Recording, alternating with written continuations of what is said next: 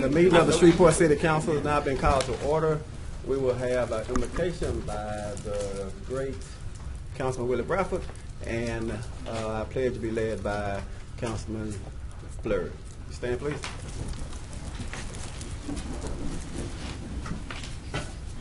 Let's pray.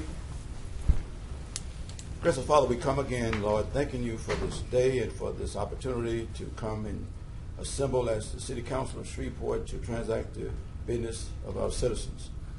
As we come, Lord, we ask your presence in this meeting. We ask your directions, Lord, in your favor. Let things that we do here be decent and in order.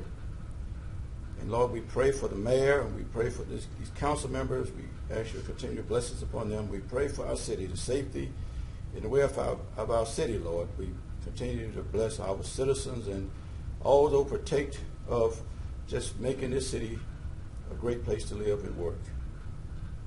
And Lord, when we have finished this meeting, we pray that all that we do here will be pleasing in our sight. It is done in it we pray. Amen. Amen. Join with me in the pledge of allegiance. I pledge allegiance to the flag of the United States of America and to the republic for which it stands, one nation, under God, indivisible, with liberty and justice for all. Madam Clerk, will you call the roll, please? Councilman Bradford. Present. Councilwoman Fuller. Councilman Nicholson. Present. Councilman Butcher. Present. Councilman Fuller. Present. Councilman Green. Here. And Councilman Bowman. Here. And tomorrow, I entertain a motion to approve the minutes of the administrative conference from Monday the 24th and Tuesday, June 25th. Does any council member have any awards or recognitions at this particular time? I will tomorrow. Councilman Green? I will tomorrow. Yes. Okay. Mr. Chairman,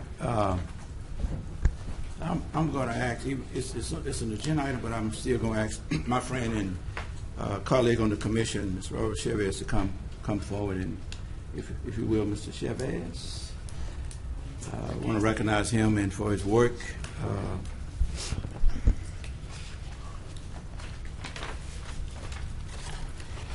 Commissioner Chavez.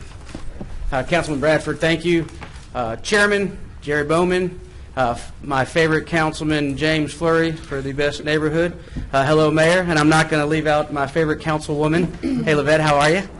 Greetings, guys. I want to be very brief on the Shreveport Downtown Airport resolution that you guys have on your agenda. I know it's moved to be pushed tomorrow and then voted on. It's just merely a resolution to send to the Red River Waterway Commission to express our interest in a grant.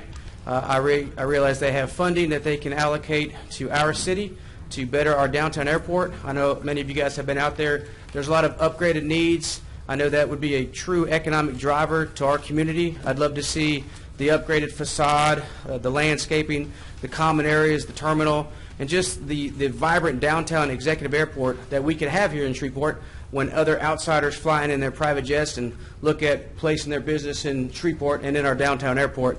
I urge you guys to please pass the resolution. It will cost the city of Shreveport no money, and just that we can put in the grant request to the Red River Waterway Commission to upgrade our city. Thank you guys for your consideration. Thank you. Thank you, Mr. Chavez. Mr. Chairman, Councilor may I speak to Commissioner Chavez? The email that you sent me in regard to the loud music and everything, just wanted to let you know that I sent that over to the SPD, and they're in the middle of investigating. They sent me a report back saying that they were looking into it and try to nip it in the bud. Thank you, Councilman. It's a pleasure working you every day to make Southern Hills better. I appreciate that. Commissioner Chavez, is the young lady sitting next to you, you know who she is? Oh, that's my amazing wife and my boss. She's on the agenda to speak, so whenever it's her turn, we'll follow protocol and allow her to speak under citizens' comments. So, thank you, Chairman. Thanks for your time, guys. All right. Any other council member? Mayor Perkins, do you have any awards or distinguished guests at this time? I do, Mr. Chairman. Earlier this year, council approved funding for a new position within the engineering department. I would like the city engineer to come up to give you an update on that position.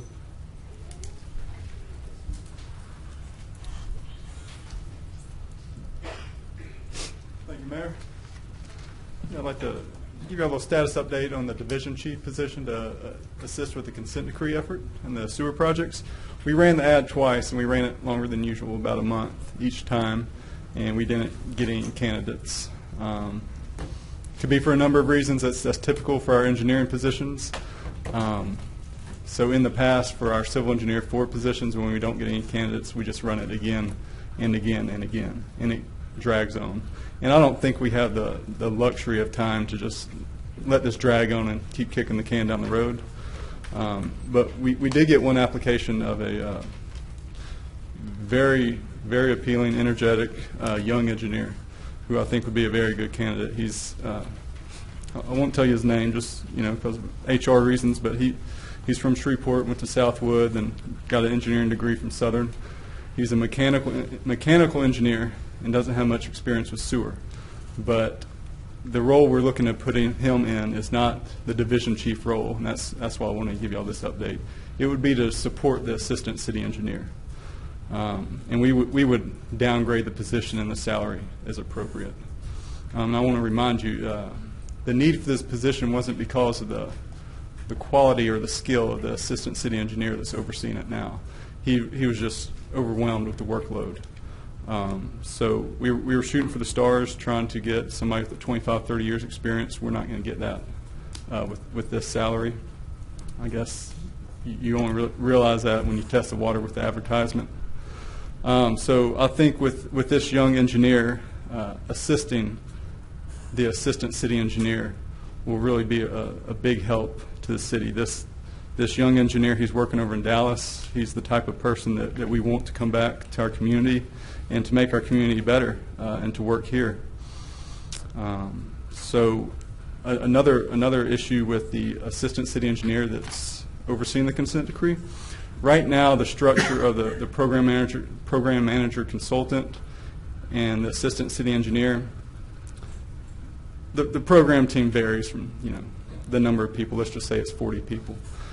Frequently, not all 40 people, but a lot of those 40 people contact the assistant city engineer directly. If they have questions, if they want advice, if they want a decision, they all contact him, and it's not efficient at all. So that's one thing we've been trying to improve, but we're changing it with the new program manager to where the program team will work up within their chain of command, and the assistant city engineer will really only be communicating with their top person, and that will relieve the assistant city engineer from the day-to-day busy work and allow him to do his true task of actually overseeing it and managing the scope, the budget, and the schedule. So with those two changes, with the change in structure and the addition of this person to aid the assistant city engineer, I think the engineering department is going to be in a much better position to oversee the consent decree work. That's really the update I have. Does anybody have any questions or comments? Vice Chair Nicholson. Hey, Mr. Furlong, thank you for that update. My recollection is that when the council approved additional funding for this position, the idea was, as you just said, that we would hire an engineer with 25 or 30 years of experience who would be devoted exclusively to managing the consent decree project. Is my memory right about that? That's right.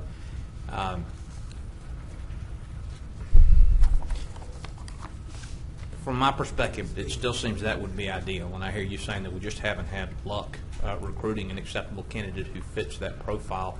I will say for myself, and I suspect that other members of the council feel the same way,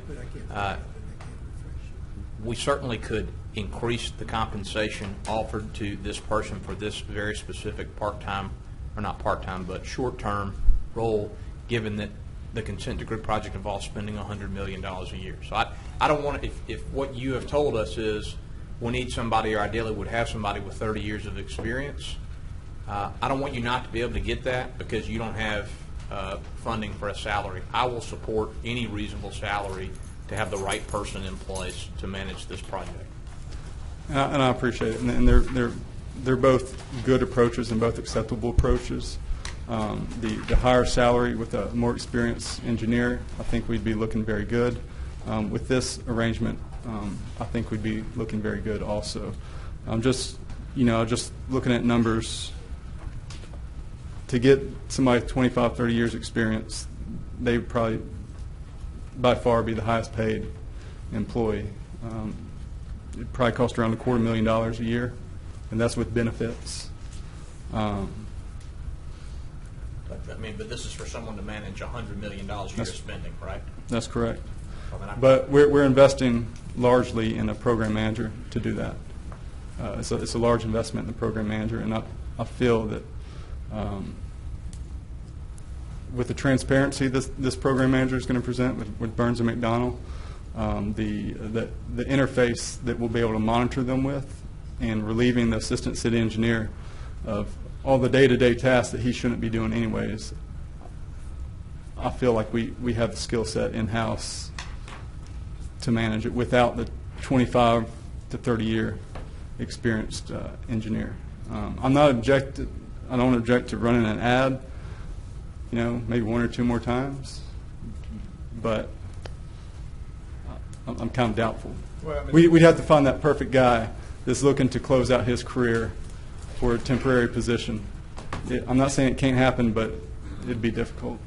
Well, and the purpose of my comments is just to say, and I know we all share this sentiment, let's not be penny wise and pound foolish in funding the management of this. We're going to pay Burns and McDonnell $10 million plus a year to do their piece of the management. So whether we pay an in-house engineer $125,000 or $250,000 really is immaterial.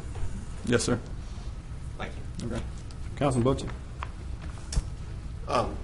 Mr. Furlong, and this is just me thinking out loud, could this position be filled with someone, if we're going to hire an additional engineer, could this position or an assistant that has just experience in doing this type of work that may not be an engineer, could that be a possibility?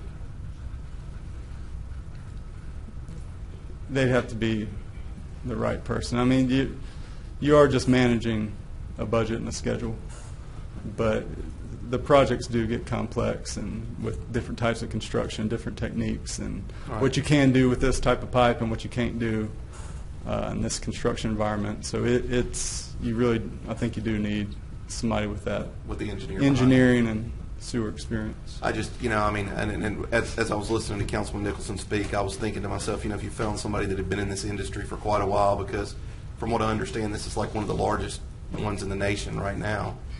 I would think that there wouldn't be much demand outside of Shreveport right now if it's the largest one. But I understand what you're saying. I want to make sure we're getting our money's worth. And of course, you're the professional here, and we're here to listen. But I had to ask that question. Okay. So thank you. Yes, sir. I'm going to yield and go back to last. Councilman Bradford.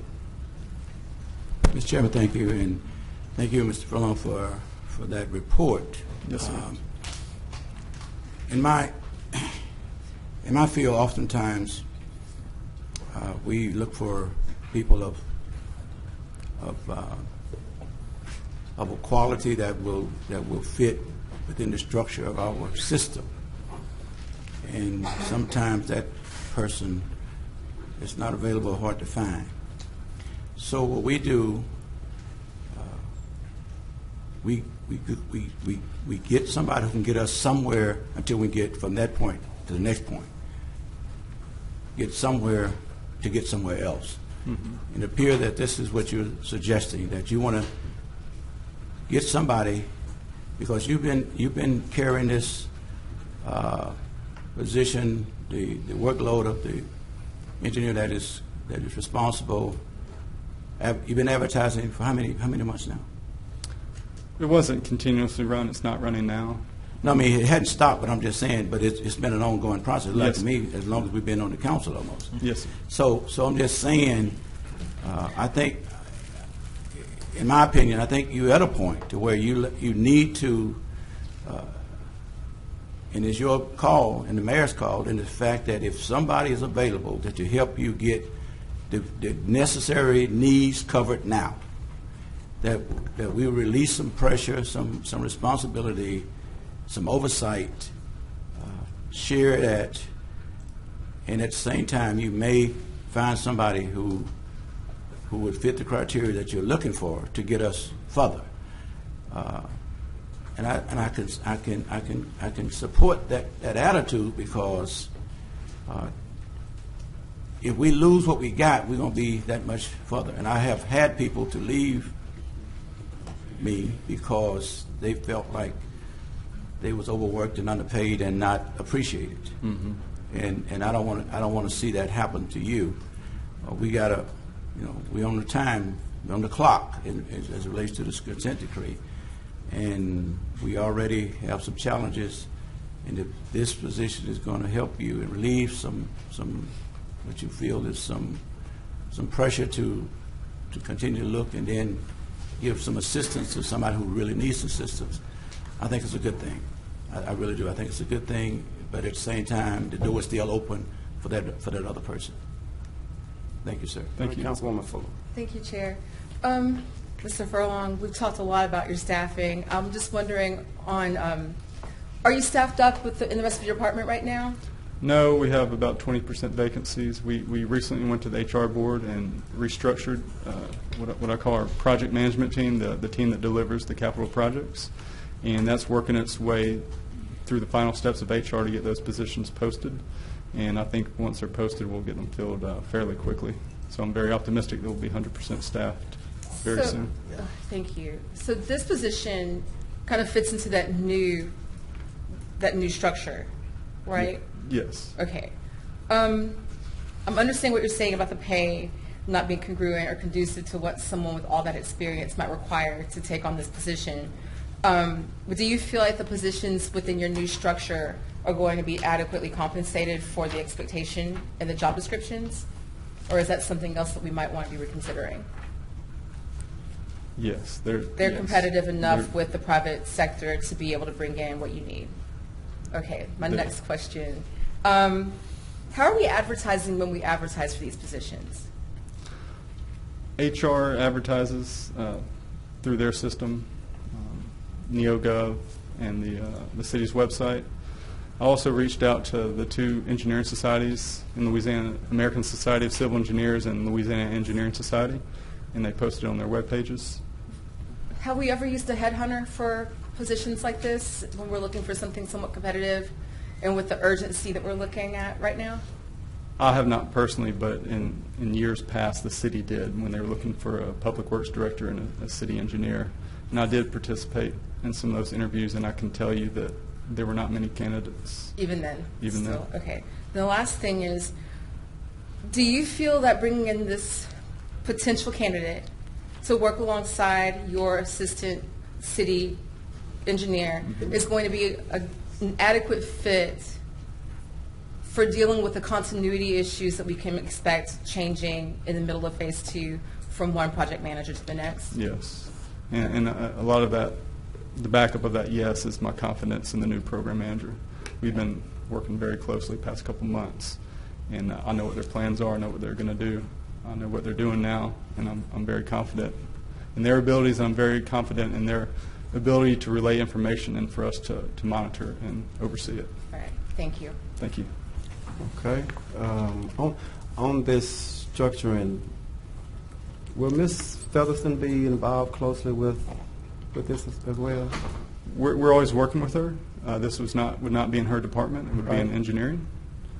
So this employee would be a part of engineering, right, and ultimately report to me. But we work very closely with it being sewer work.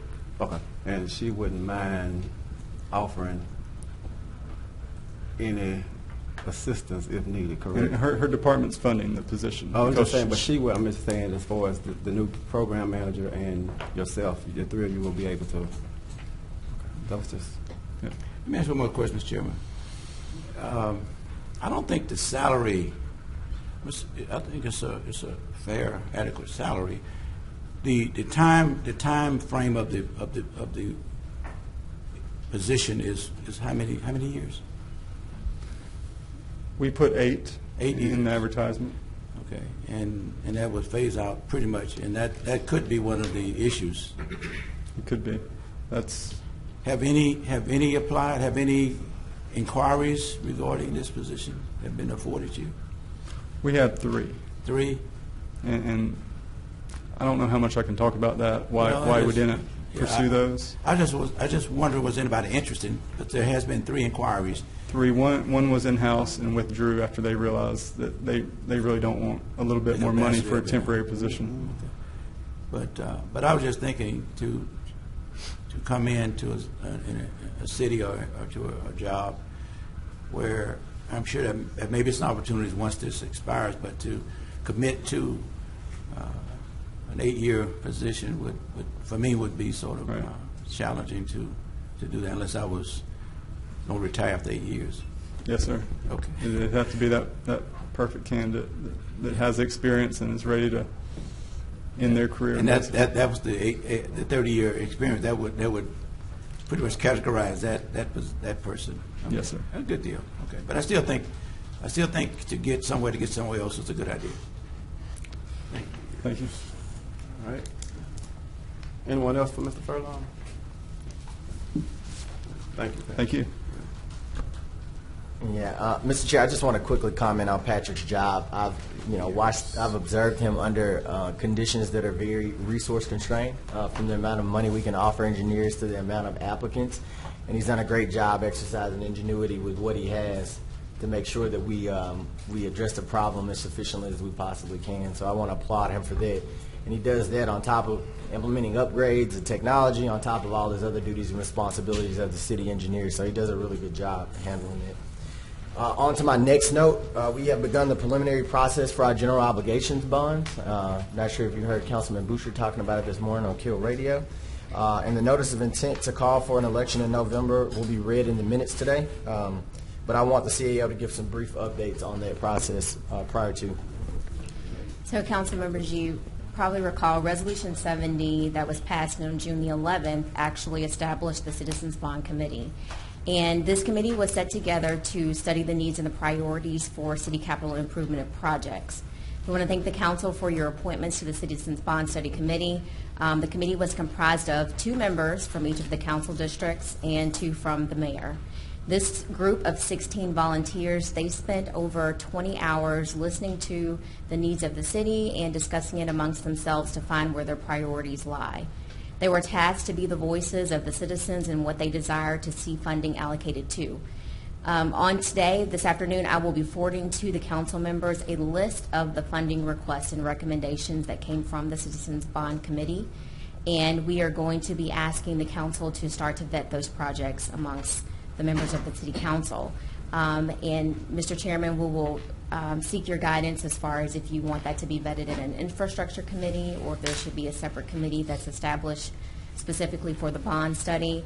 The timeline that we are looking at is August the 13th. That is the council meeting where the administration will be requesting council to proceed with approving an application to the State Bond Commission.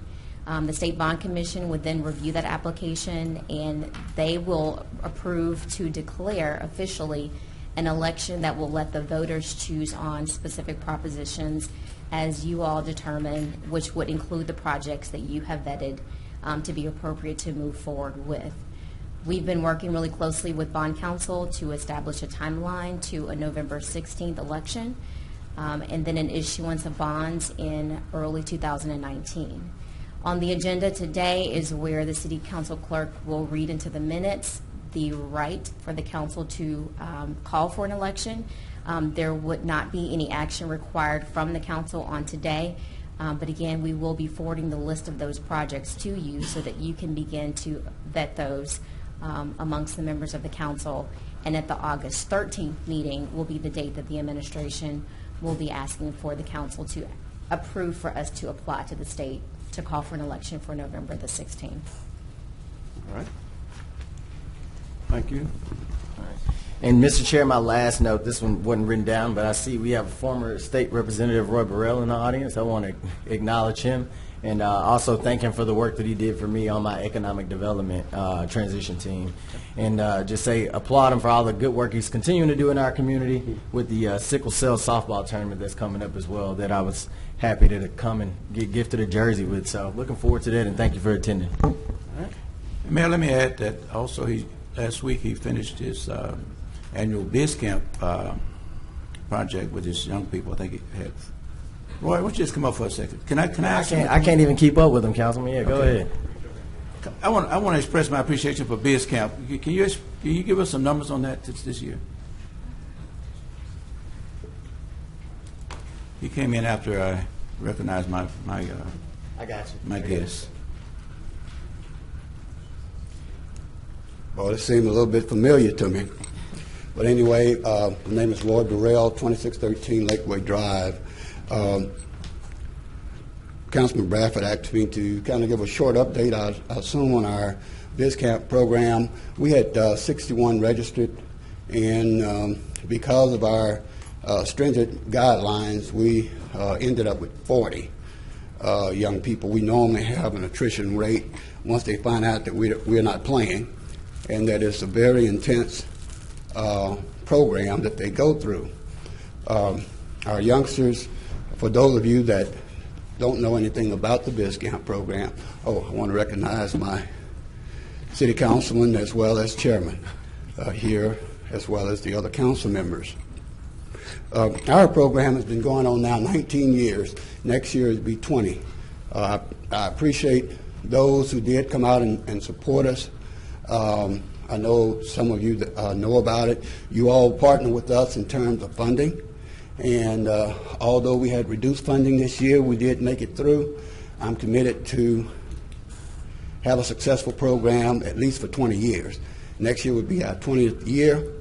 We've graduated more than 1,100 students over those 20 years. Many of them are coming back to Shreveport and starting their businesses. And we're very, very proud of that.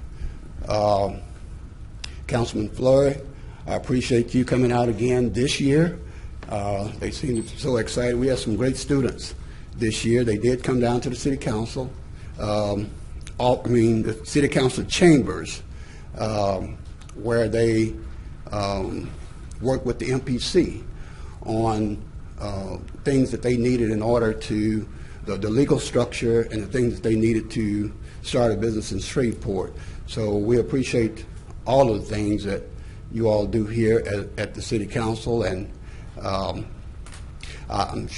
think I'm supposed to be coming back up dealing with the Red River Waterway Commission. So again, I do appreciate you, and hopefully y'all continue to support us. Thank you. Thank you, Mr. Burrell. I also missed the fact that he was a former city councilman, too. So, yeah, I didn't go down the whole bio. We would have been here for a while. That's all I have, Mr. Chairman. Okay. Thank you, Mayor Perkins and Ms. Jones. Mr. Green, property standard.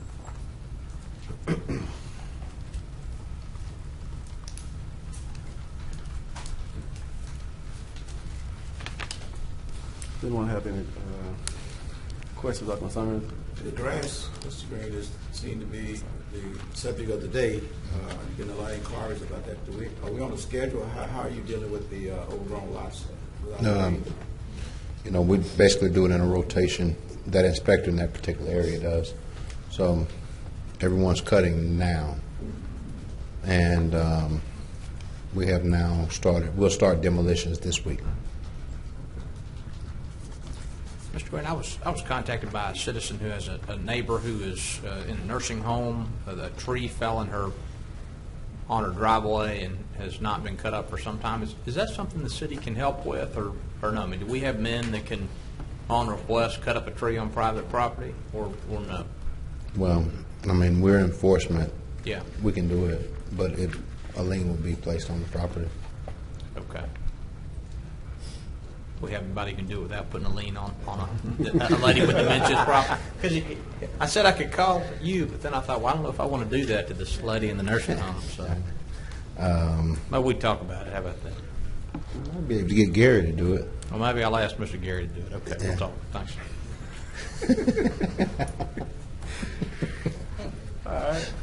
I think that we have something to come up tomorrow, correct? Do we have a case tomorrow or no? No, we got a case today. It's today? Yes. Okay. You want to do that now? Okay. Yeah, let's go ahead. All right. Our case today is 5321 Broadway Avenue. This is a structure that was burned.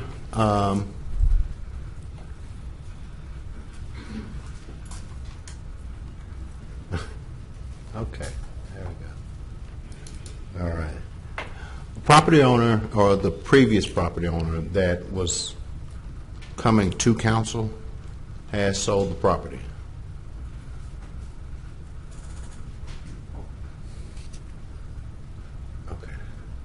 All right. And as you can see, the new property owner has actually started pulling stuff out of the mobile home and wishes to redo the mobile home and live in it.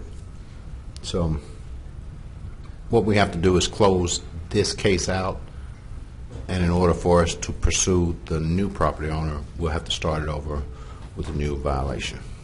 Mr. Chair, Okay, Councilman. I'd like to make a motion that we close out the previous legislation we had on the table for the owner of this property. And then I don't know if I need to make two motions or not, and then give the new owner you don't have to do that. Just close it out. I second that motion. Okay, before that, I just wanted to ask, where were we with this, on this person before they sold?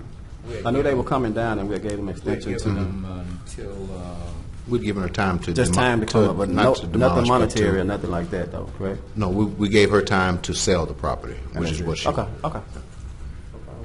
It's been properly motion by Councilman Green and second by Councilman Bradford. If there's no other discussion, please vote. Motion carries with 7. Thank you. That's it. So in regards to the new owner and how you communicate, I'm sorry, maybe I need to ask the councilman for that district. Well, I called him. And he's committed to what kind of timeline in getting the property refurbished? He's got a month, and I told him I'm Yes, going to what rewrite. I gave him a month. If I didn't see any significant improvements, that I was going to bring him on back. I'll talk to Mr. Williams. Okay, good. Okay. If that's it, then thank you, Mr. Green and Mr. Green. Okay. All right. I think Ms. Jones or Mr. Brown sent us, The revenue collections right, report. okay. Yes. I want to make sure. So on Friday. And Ms. Creel will have something for us Yes. as well. All right, is there any legislation to be added, Ms. Jones? Yes, there is one. It's listed as Ordinance 86, an ordinance amending the 2019 capital improvements budget. And this is for utility projects, specifically which appropriates the water and sewer revenue bonds. All right.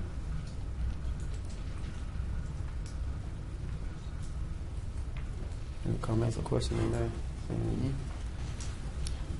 I think there's a process that we need to follow. You prepared to it? Is the administration prepared to give a?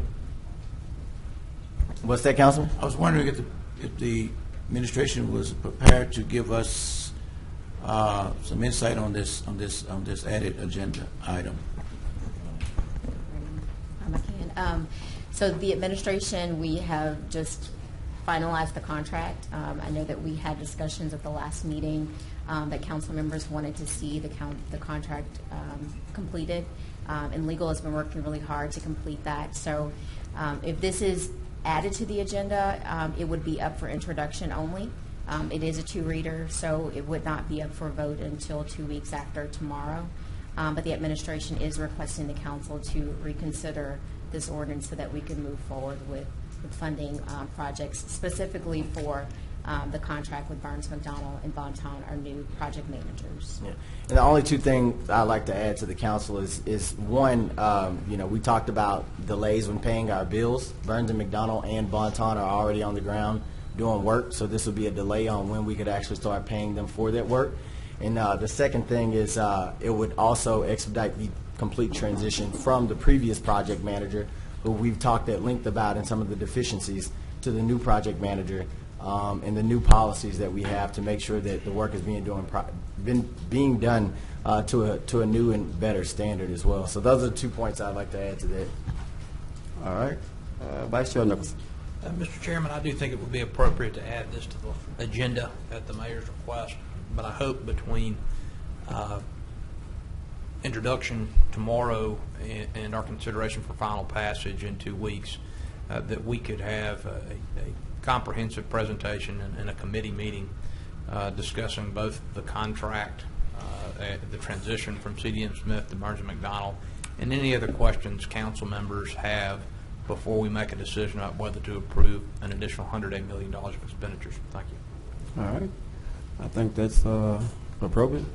I just sent this email asking our engineer, so we have Burns McDonald, and their subs, they have been on site working since June the 17th.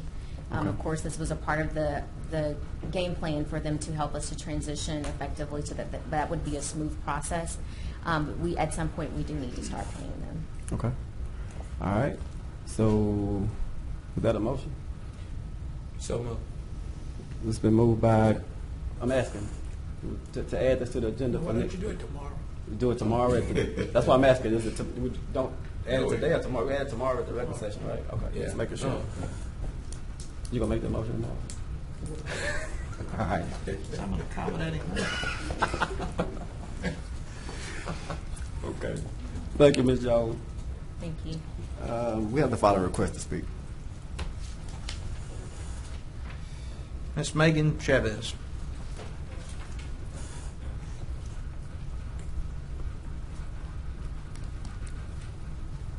Good afternoon, everyone. How are you guys doing? All right. Hello. Awesome. Well, Megan Chavez, I am coming here to speak to you guys as a fellow Shreveport resident, as well as a business owner at the downtown airport. I recently acquired the airport's restaurant in June of last year. It took us up until January to do renovations on the airport's restaurant. It was in pretty poor conditions with a little bit of help of the airport as well. Just to kind of do a little check on a couple of things that needed to be handled with the appearance of the airport. Some of the things like the bathrooms, we share the bathroom with the airport. Our customers go in there as well as people flying in and out. They come into our restaurant and, of course, complain about the bathrooms. There were urinals missing. I'm not quite sure how long it's been since the bathrooms have been updated. They don't look as if they've been updated since they were built. So you're looking at 40-plus years. The bathroom still smells of urine, just pretty much due to haven't been updated in the past few years, the past multiple years. A couple of other things, the toilet papers are being held by duct tape.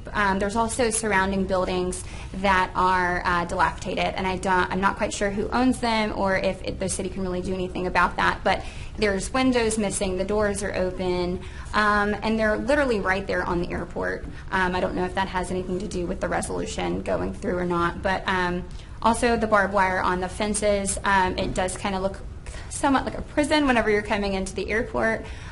So whenever we first moved in, we were told that there was a little bit of funds that they were going to kind of update the facility a little bit. That's why we invested in the downtown airport. One, because I think it has, complete amazing potential on economic development coming in here in Shreveport and people flying in all over and then coming to eat as well, coming to enjoy Shreveport. And, I just, as a business owner in that area, I just ask you guys to respectively pass the resolution. And also, I invite everyone to come down there. Before I had even gone to the airport to look at everything to see if we wanted to put a business in there, I had no idea that the airport was even down there. I've been a resident of Shreveport for 29 years. And so going down there, you kind of realize the potential of everything. You're watching the planes come in, you see kids, and they come watch the planes. It's free, it's free to watch these people fly in and out. And it's free entertainment, but at the same time, it is, it's CEOs flying in. It's people from different states, not just Texas, Arkansas, Mississippi, our surrounding area, but you have people from California flying in. You have people from Denver flying in, New York flying in, and all these CEOs that you would like to invest in your city, but the first thing that they're seeing is a poor building, unfortunately, and that does kind of make the other people renting it out, the other businesses in the area look bad, on top of Shreveport look bad. And so I just, wanted to bring that to you guys' attention. I would love for you guys to come down. I'd love to give you a tour of the airport. I don't know really all the history behind it, but I've been there for a year, and, if you've been there, you know exactly what I'm talking about. Thank you so much. Councilman, you guys. Councilman Butcher. Oh, I'm sorry. Councilman Butcher. Address?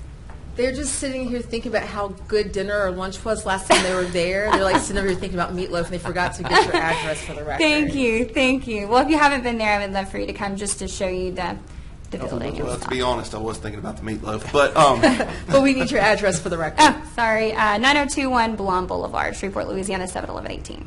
I appreciate both you and your husband investing in Shreveport. I'm glad that we're partners. I think you have a great restaurant up there. I was a little disappointed myself, and I've said this before to the mayor. First time I had been up there probably in about a year and a half was to come and eat at your restaurant. And there are some issues out there. That dilapidated building coming in right to the right, I'm not quite sure where we are with that, but it probably needs to be, I mean, we're looking at a property standards violation on Broadway, but we've got that building that looks like it's about to fall in. So Yeah. I'll support anything I can, especially this resolution that y'all have, and I appreciate y'all's diligence and really bringing this to us and bringing it to our attention. And we appreciate you partnering up with us. Well, I appreciate you guys. Thank y'all. Thank you. All right, thank you. I'll make a. Oh, go ahead, Councilman. I'll jump in afterwards. Mayor Perkins? I'll just make a quick comment about the state of our downtown airport. The compliance issues that I've referenced in multiple council meetings that we had with the FAA, where we were, my first week in office, we were being threatened on losing upwards of $30 million from our funding because of our compliance issues. Another component of us now being in compliance, the SAA board voted to have those lease agreements that the leaseholders and the FAA say are in compliance. They did that last week, I believe, or 2 weeks ago. So we're in compliance now, but also what that does is generate more revenue for the downtown airport. And I mean, it's been 30 plus years since we've been out of compliance, and 30 plus years when we weren't getting the revenue needed to make the necessary improvements and the baseline improvements that we needed to the downtown airport. So now that we are in compliance, we have the new lease agreements, there'll be more revenue for us to make upgrades and make sure that we're putting on the best for Shreveport going forward. So just an update. All right, Councilman Fleury. Shelley, Dollar General sells pine oil for $1 a bottle, and I find pine oil does real good on getting rid of urine smell. So, just a little investment might help that, and I don't know what to do about the windows. You'll have to talk to Councilman Bradford about that. But, I think we could do something about the urine right away. I know you shake your head, but give those folks at the downtown airport a lesson in pine oil. Yeah. Councilman, I got to defend Shelley. That's why she's looking helpless. Shelley, the airport authority are the ones that maintain the airport facility. So Shelley's saying. But Shelley is the expert in maintenance of buildings for the city, and she knows about that pine oil. And all she's got to do is fire email over to the downtown airport let them know what's going on. authority, and they can fix that. Not that hard. I agree, Councilman Fleury. Next. Mr. Roy Burrell.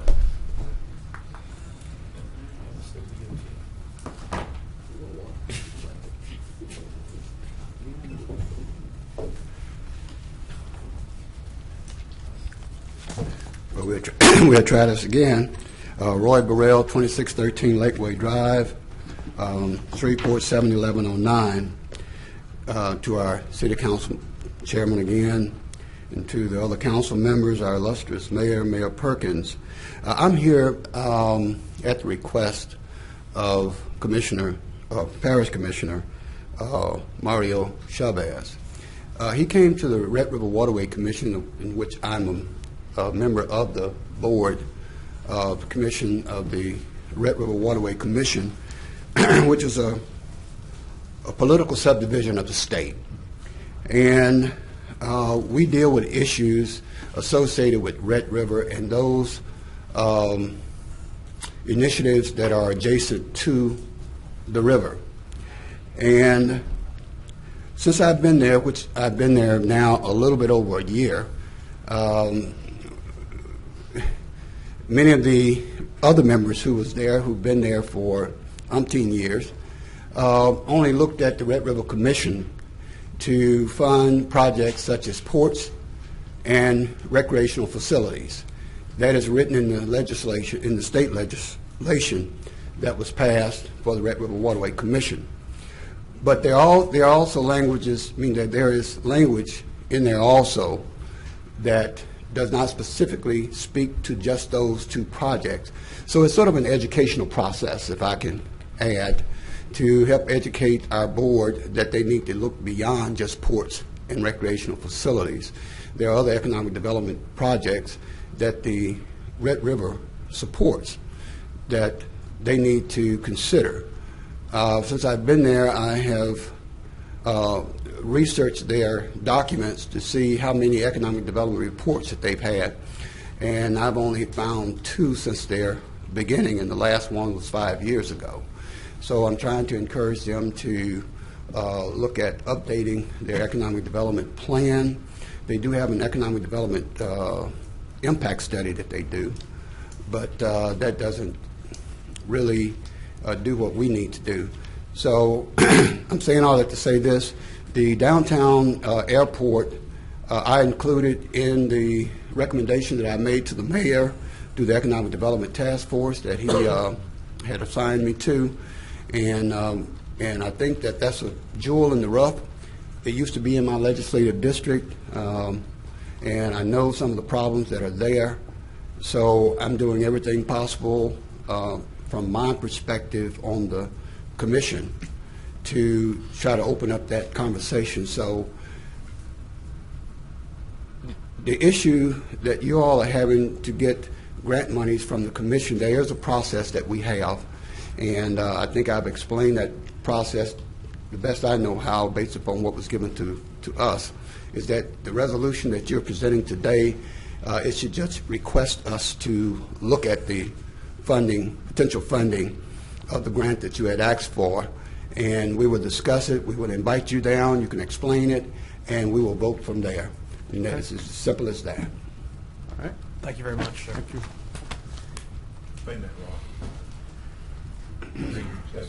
I'm sorry, Councilman Green. Thank you, Representative. My remarks is to Councilman Bradford and Councilman Fleury. Attorney Ron Latier said that he represents North Louisiana and that he's in support of it, that if you all would contact him, then he would work with you all to assist in getting the presentation that you would present to the board in Natchitoches and do whatever it takes to get it going. He said, but as of this time, nobody had contacted him, and he being the representative for this area. But he's in full support of it. He just wanted me to make mention of that. He saw the legislation, but he hadn't been contacted. And Could I clarify something, Councilman Green? I want to recognize you as my former colleague in the fights that we did during those years. You can clarify, but I'm just passing on what he said. I don't know. No, you're correct. Yeah. No, okay. I'm just saying that Commissioner Latier was recommended by the Caddo Parish Commission to represent Caddo Parish on the board. I'm a councilman at large, so I represent all of them. So because I live here, I have a special interest because I've worked in the economic development area since, in this, in our particular area. So if something comes up with Shreveport, Bossier, then I'm going to be on top of it one way or the other. But Commissioner Latier is the person that you should contact, whether it's the City Council or the Parish Commission, but you can also contact me. Yeah. Thank you, Mr. Chair. Okay. Councilman Fleury? I'm just going to take that for what it's worth and smoke that in my pipe. Put it in your pipe. Yeah.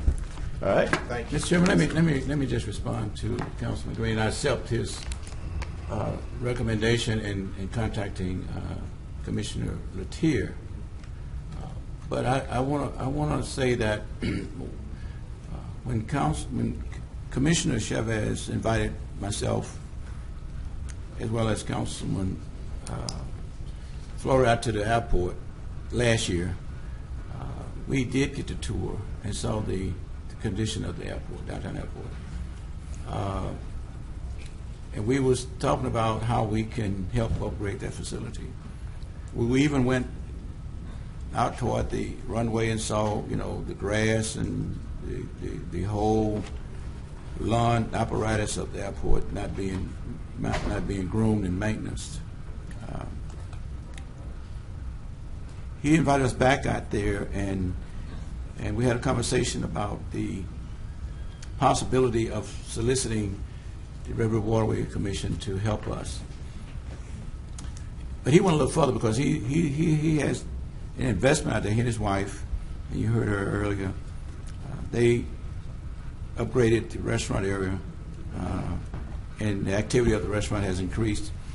But the facility, you know, in whole is not what it needs to be. So we looked at what would attract the criteria that the River Waterway has for awarding grants to facilities. And, you know, it's on the river. At least it extends out to the river. And we saw where, you know, the economic development issue is addressed in this resolution, as well as the recreational component is addressed in this. We said that once we do this resolution, then we would contact all the necessary people, as well as we would travel to the meeting and make our presentation. We would take a delegation of us, and certainly contacting our local representative was part of that process. We wanted to get this as the entry talking discussion. If Mr. Latier feel offended that we haven't reached out to him. No, he didn't. Okay, I'm just saying that we apologize, but we will once, and I really solicit the council's support, because this is a great opportunity for us. My understanding is that they are receptive to hearing us, and, you know, whether or not, you know, the approval of fund would be available. We use as the example and model the dog park. If you remember, they helped with that at a nice level. So we're just saying that we want to present a resolution to the commission and say, listen, we need some help, and we meet your criteria of what you would require us. But we think the outcome would be a win-win for everybody. So again, it's in my district, but I didn't frequent out there until Mr. Bez opened his restaurant and his wife, and I see the potential. I see beyond, you know, facelifting the airport. I think we can really attract that into being a substitute for a lot of the traffic that maybe go out to the regional. So I just see a great opportunity for us to explore this all the way to your commission, and I appreciate your support of it, and we will be lobbying most of the. Well, you're welcome to come down. It's an open meeting. Yeah, we got the schedule. Once this is approved, if the council so choose to prepare a resolution to be sent forward down there, then we will see when it will come a part of your agenda, and we will be coming down. In the interim, we will be making some contacts as well. And thank you for your support. Thank you. Mayor Parker. Mr. Burrell, with this, I'm not sure if you're familiar with the fiscal stature of the Waterway Commission off the top of your head, but would this possibly impact any funding requests the city could have on shoring up that bayou area where the land has been eroding on the opposite, on the far side of the airport? Could this request for funding impact a future request for funding for assistance there? Well, those are I would think that those would be separate projects. Yeah, absolutely. And I can't say that one will not influence the other because, we have a limited budget, just like most budgets. But I feel that if you make the case, I'm sure that the other commissioners will go, will work with you on it. We have a great commission over in Bossier that works with us, and I think that we can do some things here because we're the largest contributor to our budget. Caddo Parish is, And I think that bodes well for those of us who help represent this area to make a case. And that's the way I view it. Okay. So, I mean, has there been any discussion thus far about shoring up the land that's eroding pretty quickly because of the high rainfall that we have? Have you had? The only other discussion that we've had, which concerns Cross Bayou, as part of the Opportunity Zone. I set up a meeting for Larry English to come down and explain that project to the commissioners, and they seem very receptive to that. Now, in terms of securing the money to get started on it, that commitment has not been made. Yeah. And so, so Cross Bayou is on one side, and then you have the airport on the other side. So did they talk about just shoring up one side, or did they talk about both? They did not. They didn't talk about, okay, all right. Thank you. Maybe I didn't explain it right what Ron said to me. He said that this resolution was okay, but we didn't actually need a resolution. Just get with him. He'll get it on the agenda, and he'll set it up for us to come and do a presentation. He in full support of it, and he had no problems with it. So he said the resolution is okay, but you don't need a resolution. He said all you need to do, you all talk to him. He'll help you with the presentation, and we'll get the money to do what we need to do. He said it's just that simple. Yeah, the resolution wasn't really an issue. It was some language that was in there that said that basically the commission had already agreed to the funding, and that wasn't the case because it hadn't been brought up, to that extent, and that was the only issue with the resolution. With that at the time, we did meet with the city attorney, and she was excellent in helping direct us in the language. There was some conversation that we've had with the commission, but we'll deal with that. I'm gonna make a suggestion that we remove it or amend it. Actually, Councilman, we've already updated the language pursuant to those conversations. Danielle got it updated, and it's uploaded now. Disregard that third paragraph. All right. And I would love to take credit for that, but that was all Danielle. You said it was all Danielle. Oh, okay. Yeah, Danielle's excellent. Any other questions? I think that's it. Thank you so much, Mr. Burrell. Thank you. Mr. Tracy Toops.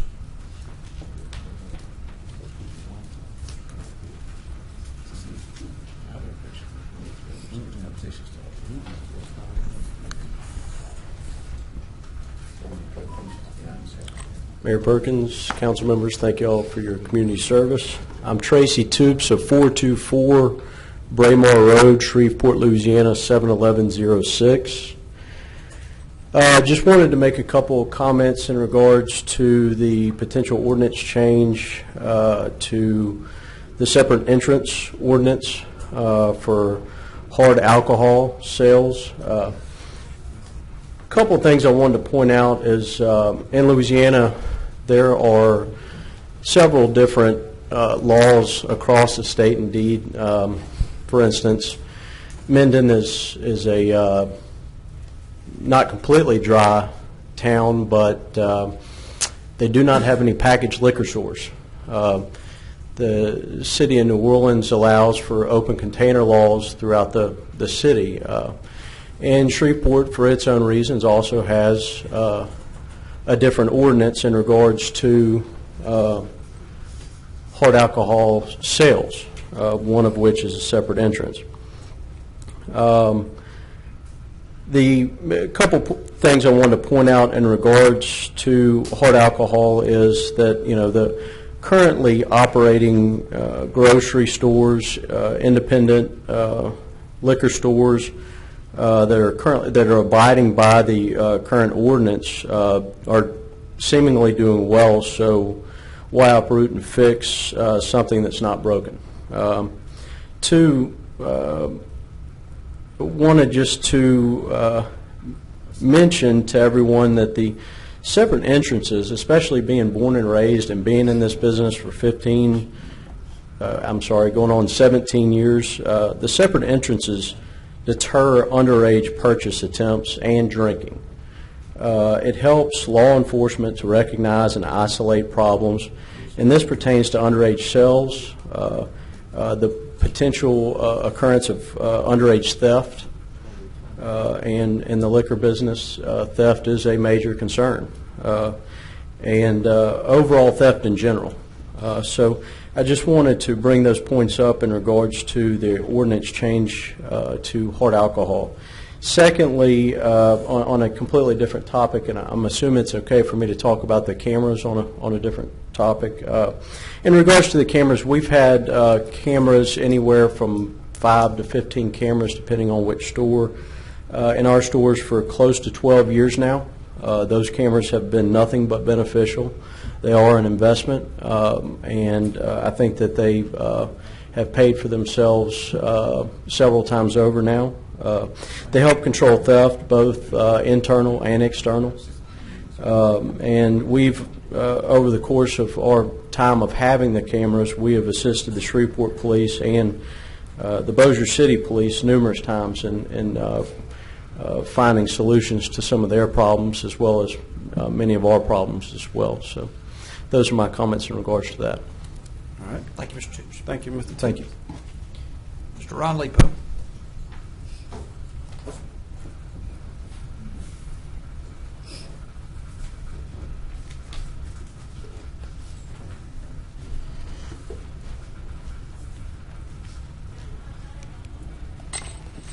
Members of the council, my name is Ron Lipo. I live at 1132 Erie Street in Shreveport, and I am the third generation of owners of Cuban Liquor, which was started by my grandparents in 1934. And I'm here to talk about the replacement of Section 10-84 that's proposed, and I think would be a big mistake, mostly because of unintended consequences. The full replacement of a provision is dangerous. When this first came up, who knew that we were talking about adding 40 to 50 liquor stores in Shreveport, where these stores would be selling hard liquor where minors are allowed to be. This provision, if it passed, even with amendments, would add new restrictions to my store and damage my store in ways unrelated to that issue of the minors. Instead of a full replacement of this section, why not do something small to solve the problem that brought this forward? One of the main reasons for this is that there's a place on the Southern Loop that would like to be able to sell meat. Nobody's against that. They're a liquor store. They're fine with having people 21 to come in, and they can have that as a rule of their establishment, and they should be allowed to have that. But they're not according to current law. Current law could have one sentence added to it that says the provisions of this section shall not apply to any retail liquor dealer lawfully operating a business where patrons are required to be at least 21 years of age to enter the premises. No need to kill a gnat with a bazooka. This would be an irreversible change to replace this entire provision. Let's fix it with one little sentence. Chair? Councilwoman Fuller. Mr. Lieber, that's basically the nature of the amendment that was proposed by me and Councilman Butcher. Okay, I'm not, I saw in the meeting earlier there was some discussion of an amendment, but the amendment was to the new provision, is my understanding. The amendment, well, it's, yeah, basically we still need to create consistency. There's just some there's a snafu in what we have currently, and so we do need to go ahead and redraft. And within that draft that we have, the amendment would be that this is only subject to businesses that are already 21 and up. But that's basically it comes down to the same thing. I think that solves the 21-year-old problem, but it doesn't solve there's added provisions in this new section regarding sales of liquor for consumption only off the premises, and that is not in current law. That is in proposed law only. If I'm not mistaken, what we were told by Agent Cisco was that what you're having to do now by having to get what you would have to do is get the event permits to do your tastings, Which I don't now. because you have the bar license. Because my city permit, the city permits are not specific to premise with regard to the law. There have been words added over the last few years, but the law was never enacted. So the law does not specifically clarify whether a liquor permit is off-premise or on-premise. They rely on, let the state do that. And so there are state permits that are specific to liquor on or off the premises, but there's no need for that at the city level. And there isn't now, and that is what Agent Cisco said, what Officer Cisco said, I realize. What I'm saying is, if that's already the way the law is, then we don't need to add all this new stuff, but I don't agree with him. Okay. Thank you, Mr. Lee. Anybody else? Mr. Michael Laban.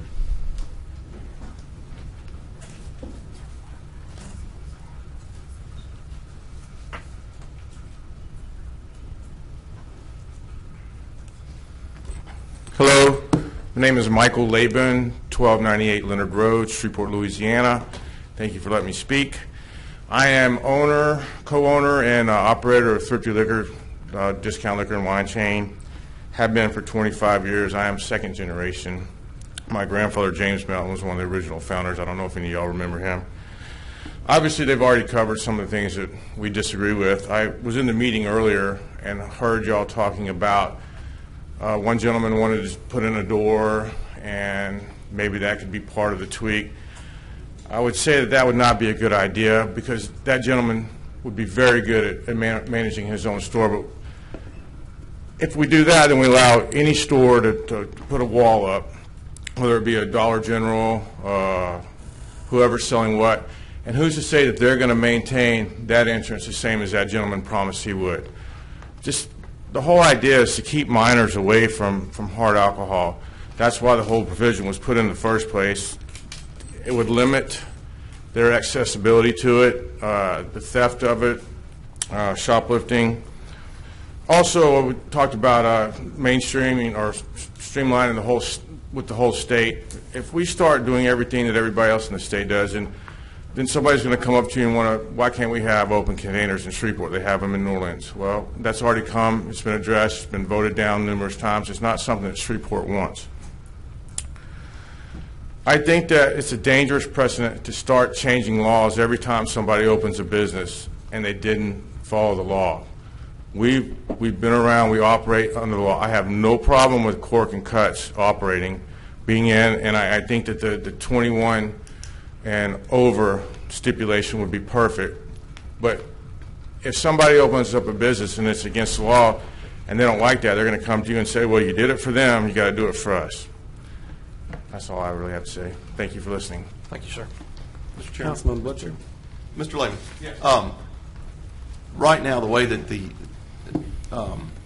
amendment to this legislation is written is that it would be 21 years of age to enter. They could sell whatever, meats or whatever they wanted to in there. However, I think that takes out, we did get a lot of feedback from people of not wanting liquor on the aisles, and I think this council pretty much agrees on that. So I think I am not for putting a door in anywhere. I mean, he was entitled to his opinion, but I don't think that that's the direction we're going to go. I think that it's going to be 21 years to enter if you're selling hard liquor. So that pretty much alleviates what your issue is, I would think. I think that would also help with the ATC and the Shreveport Police Department, that they don't have to worry about monitoring all these other places. Well, they do a fine job. And they're stretched for money just like any other city's, police department and government departments are. So why put the strain on them when they don't need it? I feel like that legislation will not be presented to do it like that. I believe that the amendment is probably the only thing that's going to pass, and I think that's the way we're going to do it. So, thank you for your time, and y'all have a good day. I appreciate it. Thank you. Mr. Robert Bryant.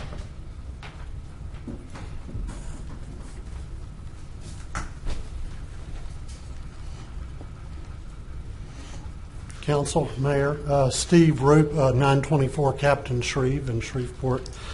I came here today to really talk for just a minute about the issues at the downtown airport. I'm on the RASA board. I'm on the Economic Development Committee board of the Committee of 100.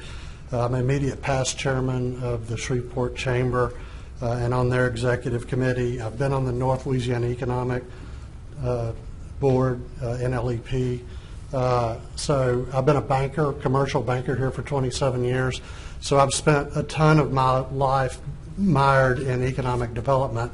I'm also, as of next month, a 41-year commercial pilot. And I operate primarily out of the downtown airport, and I've been out there for decades now. What I'd really like to encourage you to do is, I don't know if this requires a resolution or not, but whatever we can do to get funds, to shake funds loose, the amount of money that's being thrown around to do some facelifting and fix some obvious problems. And you not only have to visit it, but you got to hear what corporate pilots say when they come in here and their clients. It's not a good best foot forward for the city. And first impressions are important. And this thing's gone for decades without really any investment in it. A Harris poll tracked corporate aircraft use and determined that respondents use their aircraft 33% in pursuit of new business opportunities, 43% visiting customers, and 24% visiting their own offices and facilities. What that means to us is that every third airplane, 1 out of every 3 that's landing their corporate airplane, is here seeking new business opportunities. I would challenge you that if we had a road coming into Shreveport where 1 out of every 3 cars coming down that road was coming here to seek new business opportunities in Shreveport, we would have the marching band out and the key to the city, for that. Harris data also indicates that 77% of the folks that get on or off these corporate aircraft are management, and 22% are top management. We need to make a favorable impression when those people hit the ground and walk through these doors, and a lot of that corporate traffic comes to the downtown airport. I always like to tell folks, being a longtime advocate of business aviation, that a mile of road won't get you very far, but a mile of runway opens up the world to you. I would hope that you would support the resolution and whatever means necessary for a fairly small amount of money in the scheme of things to make this improvement. And I appreciate the work of the mayor on the lease resolution and the other things that have been done to help the airport. Thank you. Thank you, sir. Mr. Robert Bryant. Oh, I'm so sorry. Got off my list. Mr. Steve Roop. He spoke to Steve. That was What? Robert Okay. Bryant. You're not, Hang on. You're not hallucinating. All right. I got.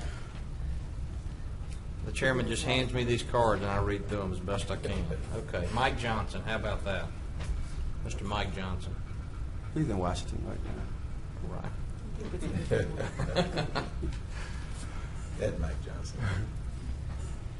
Mr. Randy Comer. Randy Comer, Comey. Mr. Charles Lombardino.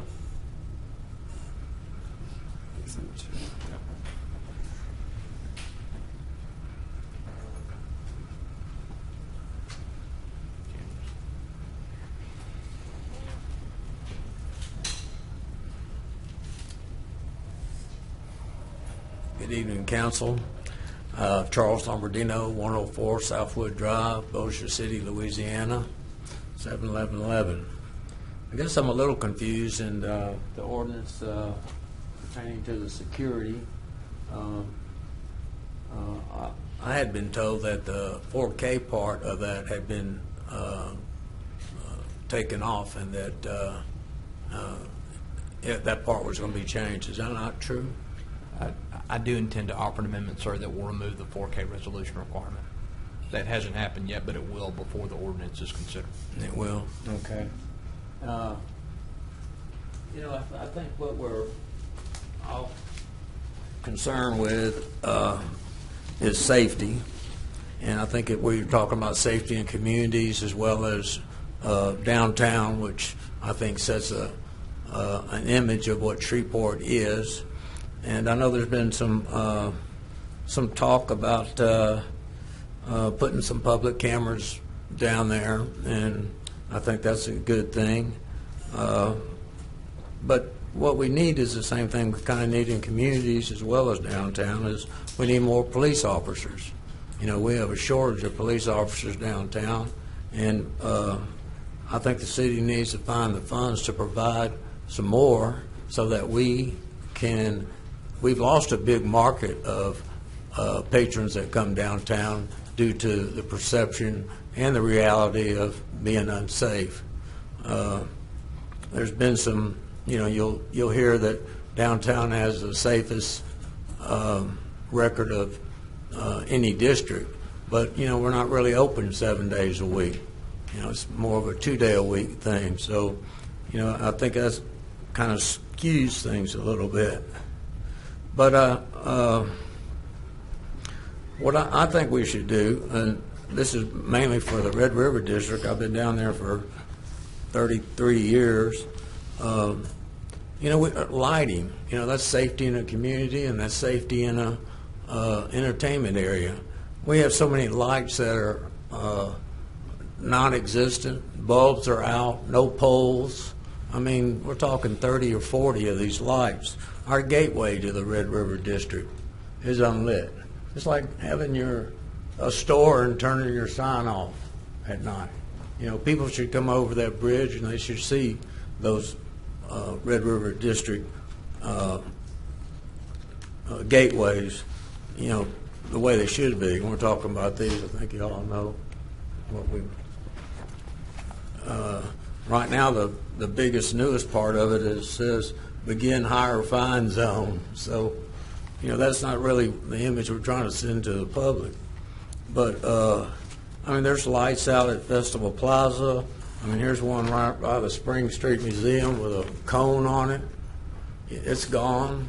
You know, my understanding is that SWEPCO is supposed to maintain them, but the city is supposed to supply the parts. I don't think SWEPCO has a problem maintaining them because that's revenue in their pockets, but for somehow these lights have been out for quite a while. Mr. Lombardini, your suggestion is very good, and I'll ask the city through Ms. Jones to make sure that we're doing our part to maintain the lighting downtown, but your time has expired, and I appreciate it. Okay. I'll make some comments really quickly. So we're actually in the middle of a project right now to light the bridge and to relight that entrance into the Red River District. So that project is supposed to be complete by next summer. So you should be seeing some relief there. And also, SWEPCO, they own some of their own lights that they maintain, and the city owns different ones. So we'll do the best job we can do with making sure that lighting is sufficient down there. And we're looking at, we got some grant funding from Commissioner Foster as well to do some LED lighting that lasts longer. So we'll be looking at making sure we implement what we can downtown. Okay. Thank you, sir. I guess I need to be under new business. Mr. Keith well, Brown. thank you for your time. Yes, sir. Thank you. Keith Brown. All right. Mr. Marvin Muhammad. I don't know if this is a request for today or tomorrow, but I don't see Mr. Muhammad here, so I'll assume tomorrow.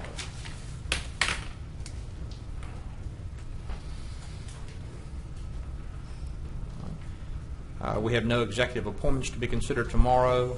There are no items under consent agenda for introduction or to be adopted. Mrs. Jones, please proceed to regular agenda legislation. Resolution 82 is authorizing the mayor to execute an intergovernmental agreement with the Caddo Parish Sheriff's Office to jointly purchase, own, and maintain the public safety logging system. Resolution 83 is recognizing Alex T. Ray for Shreveport's first inaugural Father's Day 5K Run and Walk 2019. Resolution 84 recognizing Lucas Harris II and to dedicate the 1800 block of Michael Street in his memory for his commitment and contributions to the city of Shreveport. Resolution 85 is authorizing the mayor to dedicate the 6600 block of West Canal Boulevard between Despot Road and Amherst Street to Benjamin Joseph Finney Jr. Resolution 86 is proposing a code text amendment to the Shreveport Unified Development Code for consideration by the MPC. Resolution 88 is a resolution authorizing the Audit and Finance Committee to investigate the Finance Department as authorized by Section 4.29 of the Charter of the City of Shreveport. Resolution 89 is a resolution concerning the music genre Southern Soul. Mr. Chairman, I think the CAO forgot Resolution 81. I think you have to refresh. It was off to put on an amendment, and I'm not sure 87 was read. Okay. Yes, I do see. I'll go back to Resolution 81 is authorizing the mayor to enter into a cooperative endeavor agreement between the City of Shreveport and participating high schools through their governing bodies relative to the Battle on the Border 2019 high school football showcase and the use of city personnel, property, and equipment. All right, Councilwoman Fuller. Thank you, Chair.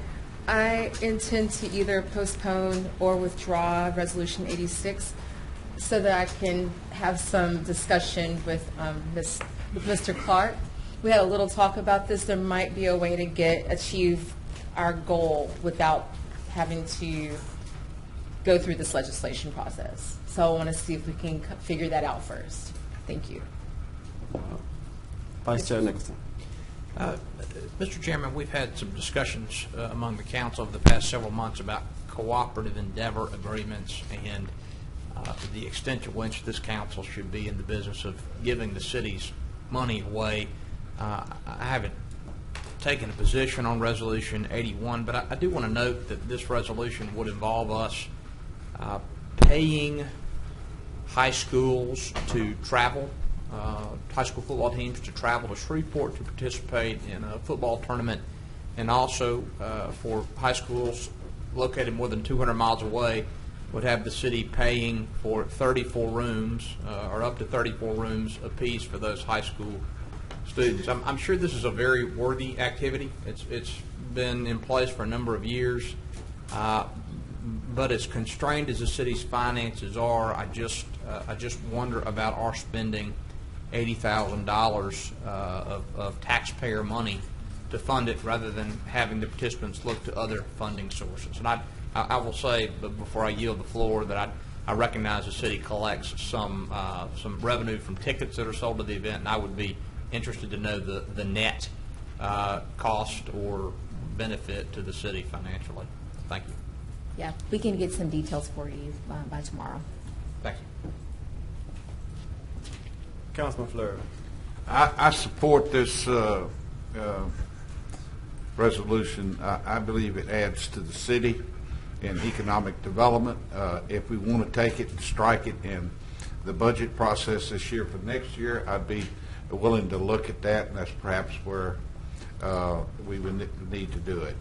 But we've committed last year for this, and this to me would be a travesty if we whacked it right now. So I hope that you're talking about in the budget process going forward. Yeah, Councilman, if you yield briefly, I'm not suggesting that we pull the rug out from under anybody. I just think we need to continue to have a conversation about these funding. I do. Okay, I agree. We should have we can and should have a conversation about this for the future, but not right now. Not just saying it because of my district. I'm also just saying it because I just believe that that's the right thing to do. So. Can we get Director Regal up to talk about the source of these funds and how we execute the contracts with the individual schools to participate? Ms. Regal? Yes, thank you. You're correct in how the contract works, but all the funding that we raise for anything such as this, those are all private dollars. We go out and raise about $80,000 to put this event on so that we don't have to use any city funding for transportation, hotel rooms. We can get you the economic impact numbers. We're partners with the Sports Commission on this event, and we can get you the numbers so you'll know also how it benefits the city. Because with every one of these students comes a parent or grandparent, aunts, uncles. But we can get that number for you, but just want you to know this money we raise. So that it's not. Well, if we're spending private dollars, that alleviates the concern I've raised. Thank you. Thank you. Mr. Chairman. Councilman Brown. In regards to Resolution 88, certainly, I would never dissuade the council from exercising its authorities, but can somebody tell me the scope of this resolution and the scope of the investigation? Who would exercise the investigation, and what triggered the committee for warranting such a investigation? Councilman Nicholson. Councilman Bradford, I appreciate your question. As you may recall, several members of the council met a number of weeks ago with our external auditor, Tom Sims from Carr, Riggs and Ingram. And Mr. Sims gave us a very concerning preview of the findings he expects his firm's audit for 2018 to include. I mentioned those during our last council meeting, but I'll give a summary again. The first problem that he mentioned is that for reasons that are as yet unclear, the City of Shreveport failed in 2018, before the current administration took office, to file its payroll tax forms with the Louisiana Department of Revenue on time, and consequently incurred penalties of $189,000, which we paid.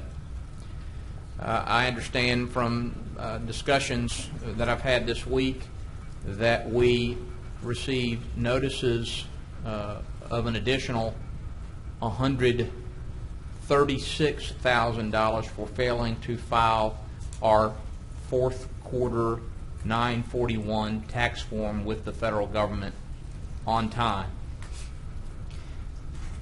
That alone, in my view, would be enough to warrant a council investigation, because there simply is no excuse, I would think, for failing to file payroll tax forms on time for an organization of this size. The external auditor also indicated to us that at some point during 2018, and I haven't yet ascertained when this problem was corrected or if it has been, but at some point in 2018, the city had on deposit $15 million of cash that was not collateralized by a pledge of securities, of stocks and bonds, as required by state law to protect a municipality's cash investments. The external auditor further advised us that the city is not reconciling its operating and payroll accounts on time, which of course is something that is absolutely essential for us to know whether money is being spent as we have directed and as the mayor has directed his staff to spend it. And there are other findings that we were advised of that are equally concerning. My intention in sponsoring this resolution, along with three of our colleagues, is to initiate an investigation that initially will involve only working with the internal auditor.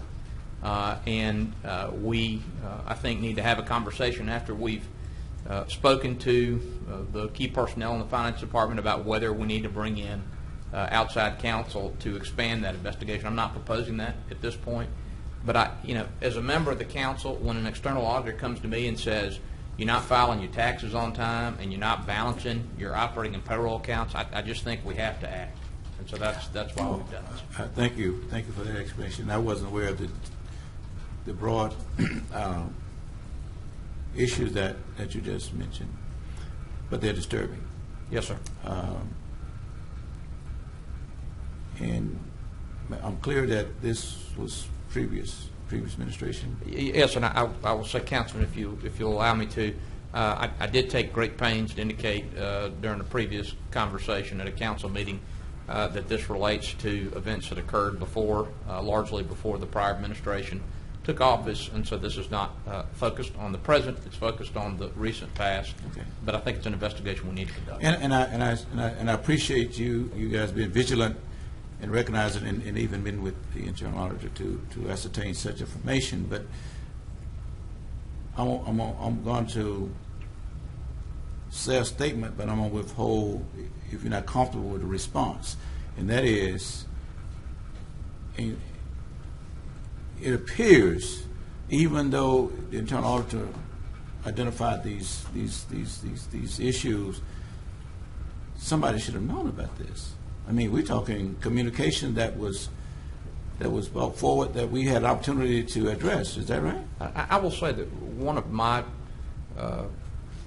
acute concerns, and one reason I think we need to have an investigation, is I'd like to understand, after these tax penalties that I've mentioned to you were incurred, what was the process from there? Did the person responsible for whatever actions resulted in the tax penalties being incurred take that up the flagpole and get instruction? Did he or she simply pay them and move on?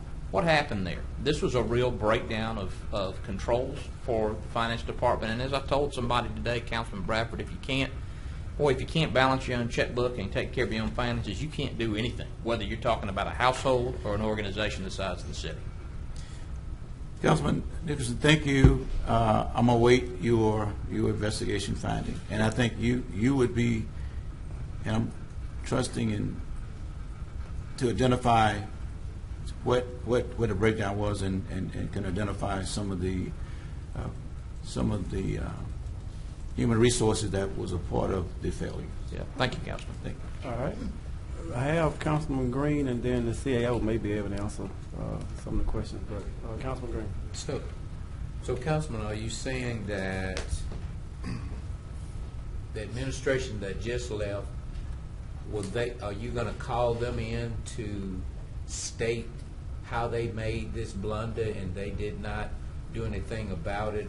Are you holding this administration responsible for it? Because the folk who were here when this happened, well, I mean, the mayor and all those folks, they gone. So, therefore, you got the mayor here. In fact, the whole city is thinking that they made all these mistakes. I had people calling me today to say, how did y'all let the mayor do all of that? Well, we just got here. This is just here. So therefore, if in this, you being a lawyer, did you see where anybody broke the law? And if they broke the law, then an investigation, to me, would go under the law enforcement doing investigation. As to the audit, what else is it that you would want them to find out? Because they've done all of whatever they've said. This is what happened, this didn't happen, and that didn't happen. So is there something else that the audit and finance is holding back? Or are there some other issues that, so once we come to the conclusion that all of this happened, will then you ask the police to go and arrest those other folk? What's the bottom line to this? Well, I'll answer your first question first, Councilman Green. Of course, Mayor Perkins is not responsible for anything that happened before he took office. And the failure to file our taxes on time that I'm talking about happened before Mayor Perkins took office. So I'm not directing an investigation at the current administration for anything that happened before he came into office. And I just, because of some of the conversations and some of the feelings that have been expressed over the past several months, I want to make that clear. Certainly, if I thought there was a basis for an investigation of the current administration, I would not hesitate to request that, because that's part of my job as a member of the council, but that's not what this is about. You're correct, of course, that law enforcement, both federal and state authorities, have the right and the prerogative to investigate crimes, whether they happen at City Hall or elsewhere. I am not suggesting at this point that crimes have occurred, because I don't have information to suggest that they did. If the council conducts an investigation that indicates a criminal offense occurred, then I would think that one of the things we would do as a body would be to notify the appropriate law enforcement authorities and let them continue with their investigation, their process. But the council has an independent obligation to exercise oversight authority over the city's employees when that's appropriate. The charter contemplates that. And so I just want to get to the bottom of why some of the things that the external auditor has advised us about happened, and that is my purpose in sponsoring this this legislation. And so my last question is, do you think in your wise providence that you'll ever find out the why? Yes, sir. If the principals that the committee interviews answer our questions honestly and documents are provided as requested, I do think we will find out the why. And then after we get the why, then where will we go from there? I would think that would involve conversations with the administration, because of course the administration in the first instance is responsible for personnel management. But as you're aware, the charter also allows the council, under some circumstances, to take actions to remove city personnel if that's appropriate. I haven't made a judgment about that, but that's where I see this. That will be the process that we follow. So my next question would be, just off the record or on the record? It's all on the record in here. You're on candid camera. You ain't cut the deal. Y'all can. My question is the ultimate goal that you all, the three of you, is the ultimate goal to fire whoever y'all want fired, or is it just because, like I say, the accountability got to go to somebody? Councilman, excuse me. And so once, like I say, once you say we've gotten to the why, and then there is an individual that's still here, say the others are gone, whoever was in charge, the boss, is gone. Once we get to the why, will the person that remain here be suggested getting fired? What happens to any individual responsible for some of the failings identified by the external auditor will be, in the first instance, the decision of the mayor. I have every reason to think that he will take appropriate action. But the council, of course, has backstop oversight authority and theoretically could take action to remove a principal, if a member of the staff, if that were determined to be appropriate. But I've drawn no conclusions whatsoever about that. That's not my objective. I just want to get to the bottom of some of the things that I heard from the external auditor. Thank you, Mr. Chair. All right, Councilman Green, I do have CAO Jones. Thank you, Mr. Chairman. I think it's important for us to make sure that we state on the record that the audit is not yet complete. It is still in process, and we are trying to work with staff to get that completed as soon as possible. We've made sure that staff is diligently responding to the auditor's request, that information is getting to them timely. So we do need time to be able, and the resources for staff to be 100% on board so that we can get this audit completed as soon as possible. I also want to mention that the findings that were provided to the council, as well as the three that were mentioned in the resolution, are draft findings. They're not actual final findings, and after the administration has had the opportunity to provide its responses to the auditor and also to clarify our own internal procedures, I think some of those may not actually end up as actual findings in the final audit. I also want to just mention again, as I did before, that administration, we are on top of this. I've been spending hours with staff to make sure that going forward in 2019 that we are addressing the issues that have been mentioned. We do even take the draft findings from the previous administration seriously, and even before the draft findings were produced and before they were provided to us and to the council, we have been communicating about the workings within the finance department and how we handle things and our procedures, to the point that we have been working toward engaging the gold standard for government finances, which is the Government Finance Officers Association. And we are working with them so that they can come on board. They will do their own internal constructive investigation of all of the divisions within the finance department to discover and have conversations with all of our staff members, and to make sure that going forward we have a standard operating procedures and a manual to go by to make sure that we're operating in the most efficient manner as possible. I just want to make sure that I clarify that we have already been ahead of this. We have taken action on all of these items, and we have corrected or in the process of correcting them. We don't discourage this type of investigative work. I just want the council to know that we have started this process already. I understand the internal auditors have already been communicating with the finance department, getting information with them. As I understand, they do on a regular basis anyway, anytime they are looking for answers to information that they do find. The 3 items that are in this list, I do want to address each of those also since they've been mentioned. Number 1 is concerning the quarterly payroll taxes. This is not something that's been a reoccurrence, and we have, first of all, addressed this with staff.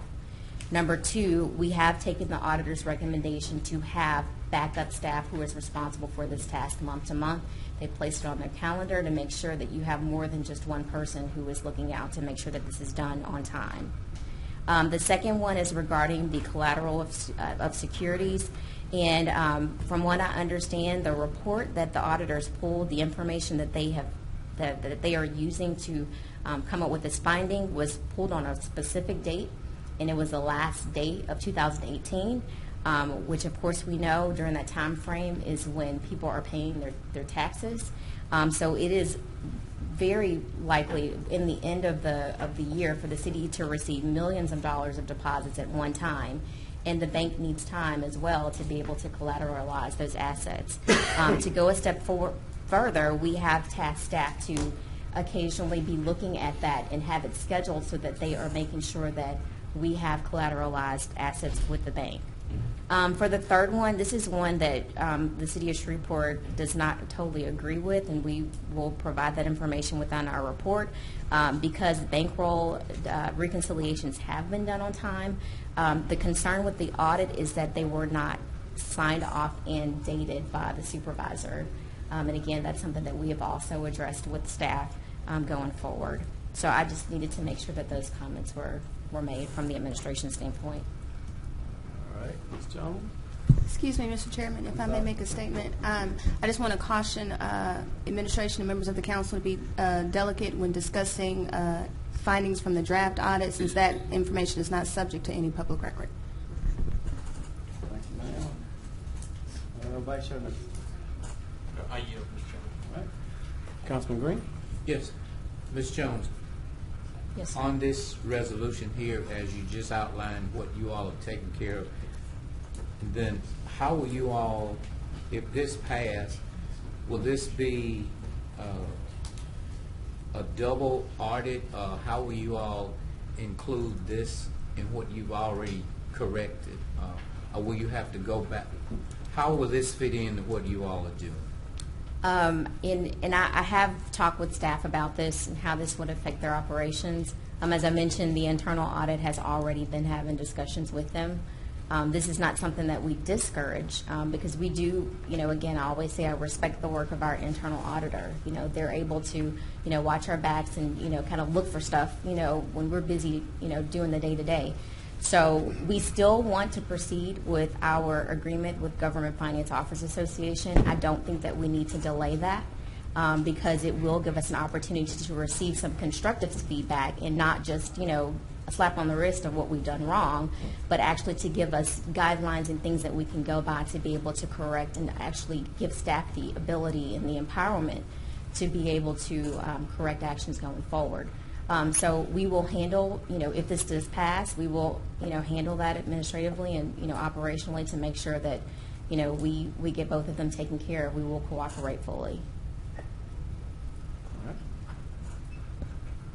Mr. Mayor, before this legislation was put on, did you have any communication with either of the council members as to saying, this is a problem, what do you plan to do about it or whatever? Yeah, I spoke with Councilman Fleury at length. As a matter of fact, as soon as he left the meeting, he called me, gave me a heads up of what was going on, and we talked through, even more remedial actions that we would be taking as an administration. So yeah, I got a phone call and details right afterwards. Yes, thank you, Councilman. All right. Councilman Fleury. Mr. Chairman, I'd like to call the attention to the public that the audit committee is made up of me as chairman. The Chairman Bowman is on there. Councilman Nicholson, Councilman Butcher, and this has really gone a little bit more than what I thought. This is nothing but an investigation. We haven't drawn any conclusions. We haven't made any statements and will not make any public statements. This is an investigation as to what went wrong and make sure that the administration knows it. Now, I wrote a letter to the Mrs. Jones, who, by the way, I remind you, my friend, was the deputy chief of CAO, and she probably has a lot of information. So she probably will be one of the ones that we want to talk to. But we haven't made any firm decision as to who did what, when, and where. That's what this investigation's about. We as councilmen must let the public know that we are looking into it. We were alerted of it. I alerted the mayor. The mayor took action. The one particular check that I believe was written in January has Mayor Perkins' signature on it. Well, the mayor has a automatic check signer. I'd want to know, did he know that somebody signed this check? I mean, those are things that we're going to ask. We're not trying to take over the auditor's job. It's only natural that we'd want to ask what went wrong in the city finance department. And the mayor can assure us, and Ms. Jones, that they are on top of it. They're getting it fixed. But gee whiz, the city council has a right to ask questions. Every time we bring up something over here, we get attacked because we're not doing our job. But we are. We're trying to be civil and work, but we have some problems in city government as to how it functions. And it's our job not to sit up here and talk all the time, but to do something. And we're going to investigate if this passes tomorrow. Thank you. All right. Ms. Jones, would you proceed, please? Under introduction of resolutions, Resolution 90 is authorizing the execution of a cooperative endeavor agreement between Caddo Parish 911 Communications District Number 1 and the City of Shreveport. Under introduction of ordinances, Ordinance 83 is amending the 2019 Street Special Revenue Fund budget. Ordinance 84 is amending the 2019 General Fund budget. Ordinance 85 is placing a moratorium on the issuance of any occupational licenses and certificates of occupancy for payday agencies, title loan agencies, and pawn shops other than renewals.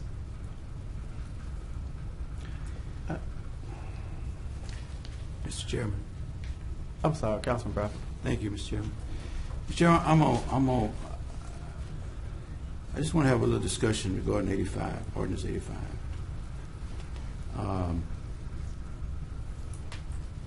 Let me start by saying we know who utilizes these institutions, poor people. And I think the discussion in the Parish Commission meetings was how can we limit these agencies being in communities which they perpetrate upon the poor and the less fortunate who utilizes them.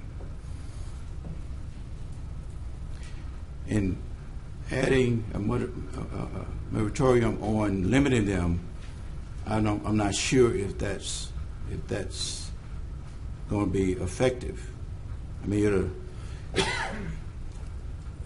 there were several reports over the last, well, it hadn't happened in the last 20 years, but prior to the 20 years, there were several reports that was done really addressing, not necessarily addressing, but exposing the difference in the disparity in income, in wealth of black and white Shreveport. It went on to indicate that certain things need to happen. I know some of what has happened over the last 15 years with us losing so many of our blue-collar industries and job opportunities is unfortunate. But still, the Montgomery report, the Chandler Chuse report, there was several other reports that said that if we do not, as a city, start addressing the disparity in wealth and income within our communities, consequences would follow. We are now almost at that level of consequences because the city is now majority black and poor. I mean, we know from the Alice report that 6% of our residents live on or below the poverty level, and if we took out all residents and just said African American residents, I think that number would even be higher. So, in my district, which is, I would consider one of the poorest districts in the city, dripping in poverty, dripping in just disadvantage, very limited business opportunities, very limited jobs, high unemployment, and of course, liquor stores and petty loan stores. Now, my issue is this. And somebody said earlier, you know, in regards to investments, that we've had decades of not reinvesting in some parts of Shreveport. And I think that issue could be expanded into some of the things that I'm saying. But my issue is this. If my cousin Vinny had 3 petty loan stores or pawn shops, and we put a moratorium that no more is to be added in Shreveport. Now, my cousin would be happy.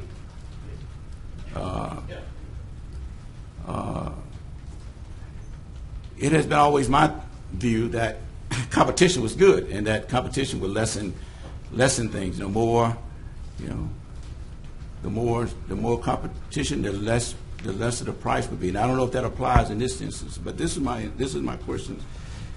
And I don't believe, but again, we talked about this among some of us, that there are major things in legislation in this manner. Okay, I consider this a minor one. I can go either way. It doesn't, because I don't think it's solved the problem. But I wanted to ask, if my cousin Vinny had 3, and we didn't license anymore to come into Shreveport, my cousin Vinny would be happy.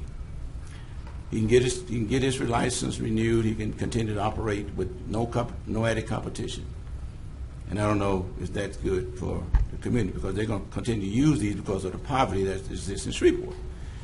So if my cousin Vinny wasn't doing well on 70th Street and he wanted to move to MLK, does this law prevent him from relocating? We say no new one, but he's still existing. He got a building that he want to move into because he think he can do better on MLK than he can on 70th Street. This does not prohibit him from doing that. So the movement of these operations, I think, would still be in existence. So I'm not clear on what this would accomplish. So, Council Lady, you want to sponsor? Can you help me understand what this would accomplish? So, Councilwoman Fuller. thank you, Chair. Part of the issue is looking at our disparity and looking at the number of these types of businesses that exist. But what we are doing right now is working toward a collaboration with a request that came to us through resolution from the Caddo Parish Commission. Sure. And I respect the work and research that went into it and the diligence that Commissioner Jackson put into drafting that and sending it over to us. So what I think part of the issue is we are very limited in how much we can regulate these businesses. And this is one thing we can do that is a temporary stop that allows us to see what happens for 12 months. Part of the issue is a land use issue, though. I don't know that necessarily, that if you have that business license, that means that you can transfer the residents of it from Cedar Grove to MLK. I don't think that you can because of a land use issue. But I'm not the expert on that. Mr. Clark is, but I'm lucky that he just looked at me and shook his head, so no, I think I might be right. But beyond that, back in January, after we were sworn in, Councilman Nicholson and I met with with the director of the Community Foundation to discuss disparity, to discuss predatory lending issues here, cash checking, and all the other ways that those services hurt our poorer neighborhoods. And we were looking for ways that we can legally help out our citizens who are actually making money but have very little means to actually get a hold of their money. And one of the things we were looking at is how can we impact things within the law, within our purview, but also are there ways that we can educate citizens so they can get a better handle on their money, because we do understand that these issues are so burdensome. Now, it might look like on the surface that we're just creating an opportunity for somebody to monopolize this, but we're already at a pretty high concentration. And I think Cousin Vinny is not going to do any better or any worse than he's doing yesterday. So let's go let him and Marissa Tomei have their little fun, because that's the movie that Vinny's from. And it's not fun. I don't mean to make light of it. But the thing is, I don't think that we are going to see Cousin Vinny losing competition because Lucinda already has a payday loan Vinny down the street. We're just saying that Lucinda and Vinny can't open a third one on the same block for a year. Thank you. Councilman Fleury. Councilman Bradford, I know I kid you a lot about your cousin, but you know I do it in fun. Didn't Cedric and Councilman Green offer something to the citizens where they could come to the water department and cash a check? Did y'all put some type of legislation together with Cedric and did some kind of banking thing with the city?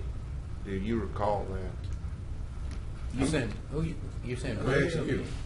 You asking me? Well, you're a cousin of him. He's a cousin of you. I thought maybe y'all one of you would speak. What I'd like to do is refer to Mr. Thompson. Yeah. Didn't that happen, Mr. Thompson? City did something in the water under sir. Cedric's administration where I was they not could here. cash a check. I was not here during Cedric administration. Oh. I don't recall it, but we can look to see. Huh? I don't recall that, but we can look to see if we can. I believe it was. I just only served It was on the something council. through Capital One, is what I was thinking about. Okay. That it was through where they could cash it. If they didn't have a checking account or something like that, is what I remember. I just asked about that because the payday loans, they are. I got more than my share, but I just hate to see the pawn shops. But I understand what you're saying. It's a freeze for more like a year. Is that right, Councilman? For something about a year. Where are they going to go? I mean, you know, if they dry up, where are they going to go? But like I say, we'll know if it's a problem. Well, I have, and I'll yield, but I do want to follow up with a conversation that I'm having as something that we can offer as alternative to these preparatory lending and finance charges that are blowing people out of the water.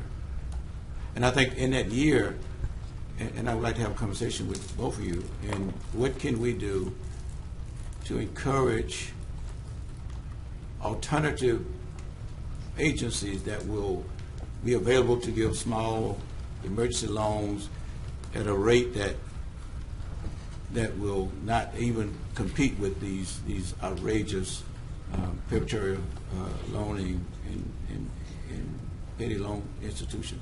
So I'm just saying, within that year, there should be some type of action or some initiative to try to bring forward some solutions to this monster of a problem. Chair, would you all mind yielding? Go ahead. One thing that we can do is look at programs like the one that's at the Highland Center right now that's about to be displaced that actually helps people get on their financial footing. They offer like sort of like an ATM program and everything else that people that can't get banking accounts other places are able to bank with them. Yeah. And I think that there are some other solutions like that that we should be looking at for our city. Because once you know something's working, and then that ends up being private enterprise, we just have to help people know where they can go. And I think that probably looking at groups like what's happening with the Highland Ministries and what's happening with United Way are good partners for us to start that. Oh, man. Claim my time back. The parish stripped out the pawn shops out of their resolution. And I think, in my opinion, that's kind of an overreach, including the pawn shops, because people do want to go and, put jewelry and different things up to get a little cash. But I'd hope we'd think about that. I understand your need to slow the payday. They're even open on Sunday out there in my district. Yeah. And your idea, Councilman Bradford, it was a brilliant idea. It just didn't get no legs on it about the churches coming together with a credit union type That thing. conversation is still underway, Mr. Is it? Yeah, it's still underway. So Okay. I'm not We'll keep giving up on praying that. about that. Okay, yeah.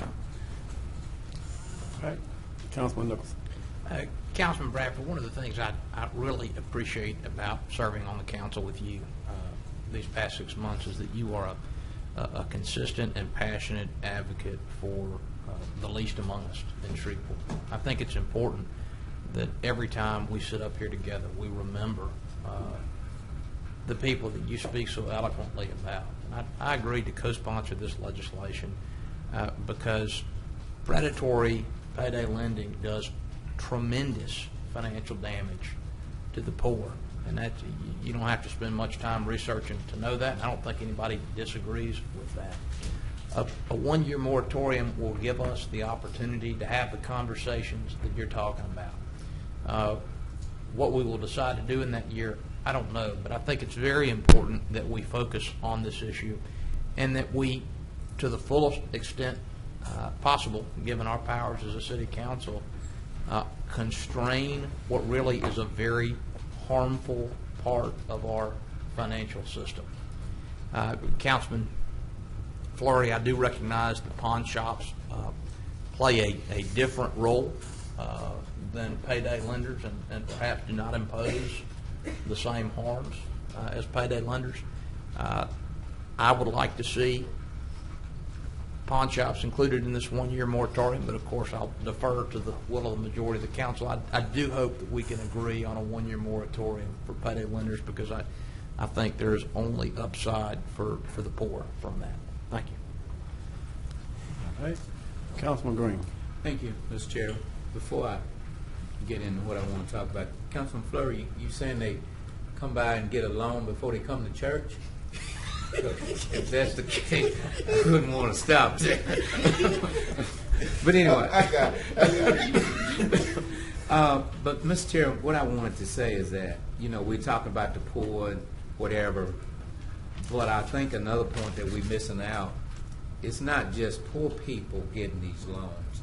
You got to understand there are professional people who have overloaded themselves and they just need to get some money until payday. That's because one, if who did you say? My cousin Benny. Cousin Benny is the owner, but then you may have cousin Zero can't get a payday loan because he don't have a checking account. So only folk with checking account can get a payday loan. You got to have some money in the bank.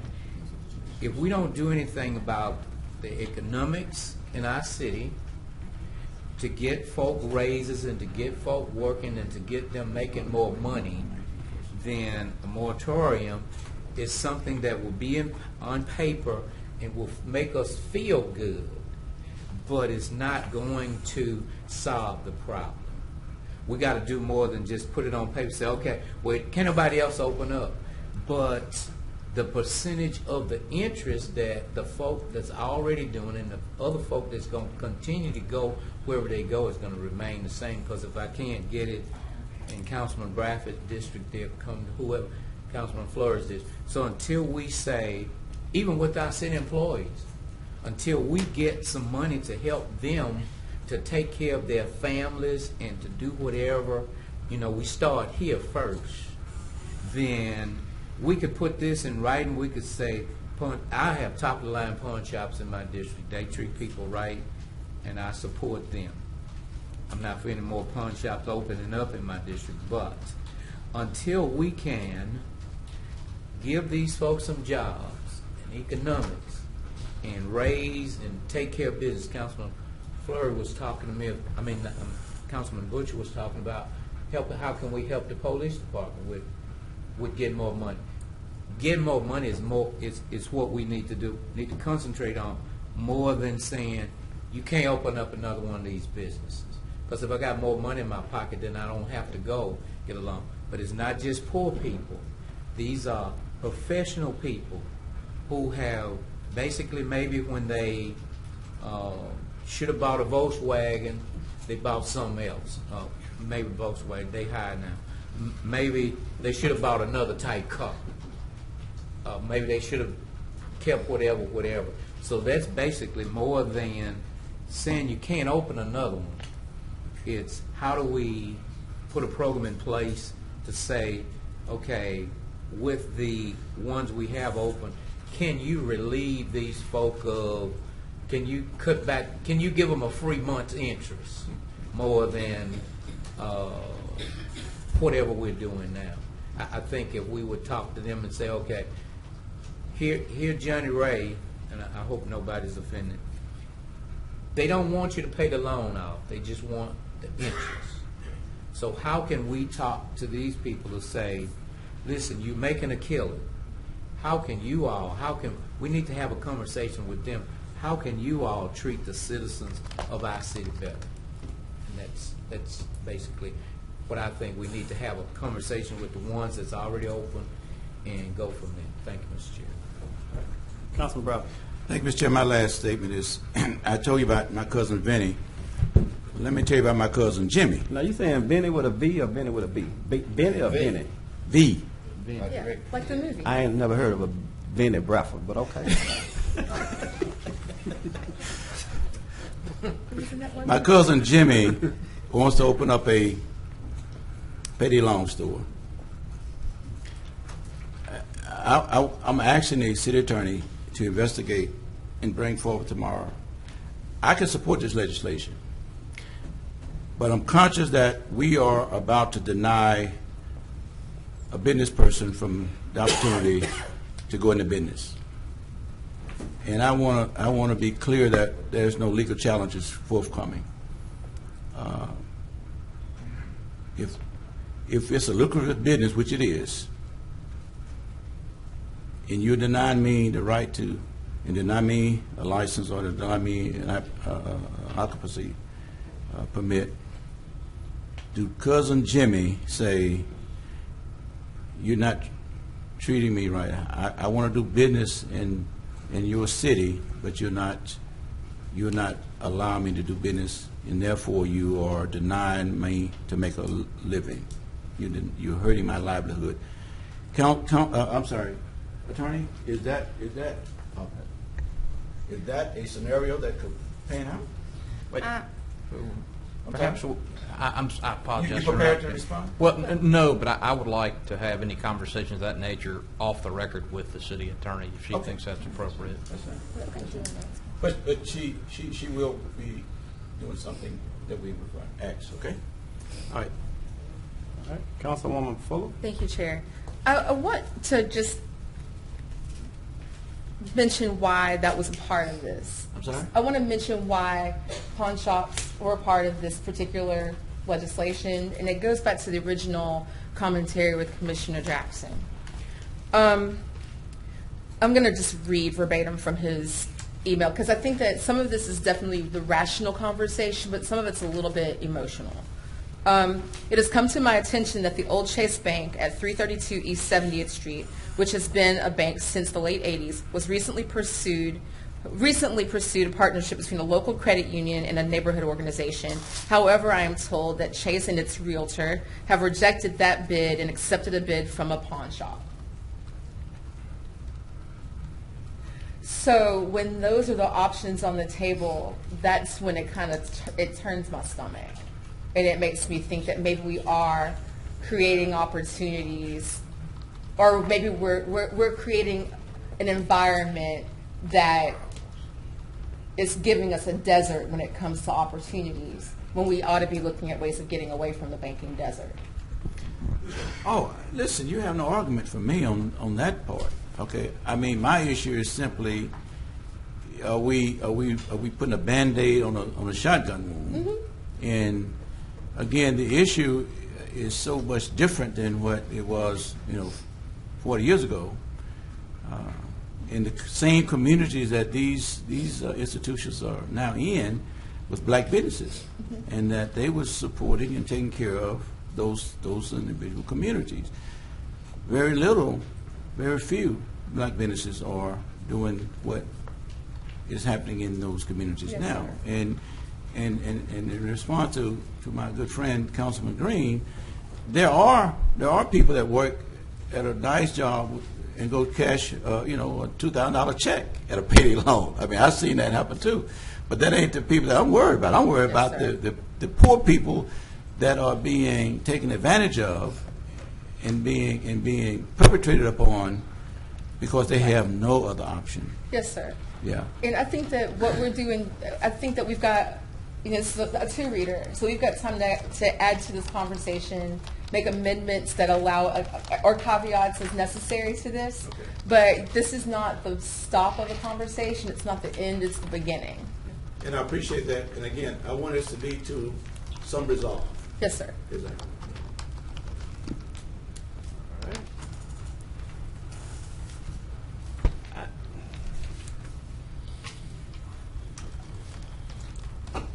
I hold my statement till tomorrow. Ms. Jones. Ordinance 73 is amending the 2019 capital improvements budget. Ordinance 74 is amending the 2019 budget, funding contractual services provided to Sport Tran by Metro Management Associates, Inc. Ordinance 75, amending the 2019 capital improvements budget. Ordinance 76 is amending the budget for the general fund. Ordinance 77 is amending Section 10-186 of the Code of Ordinances of the City of Shreveport.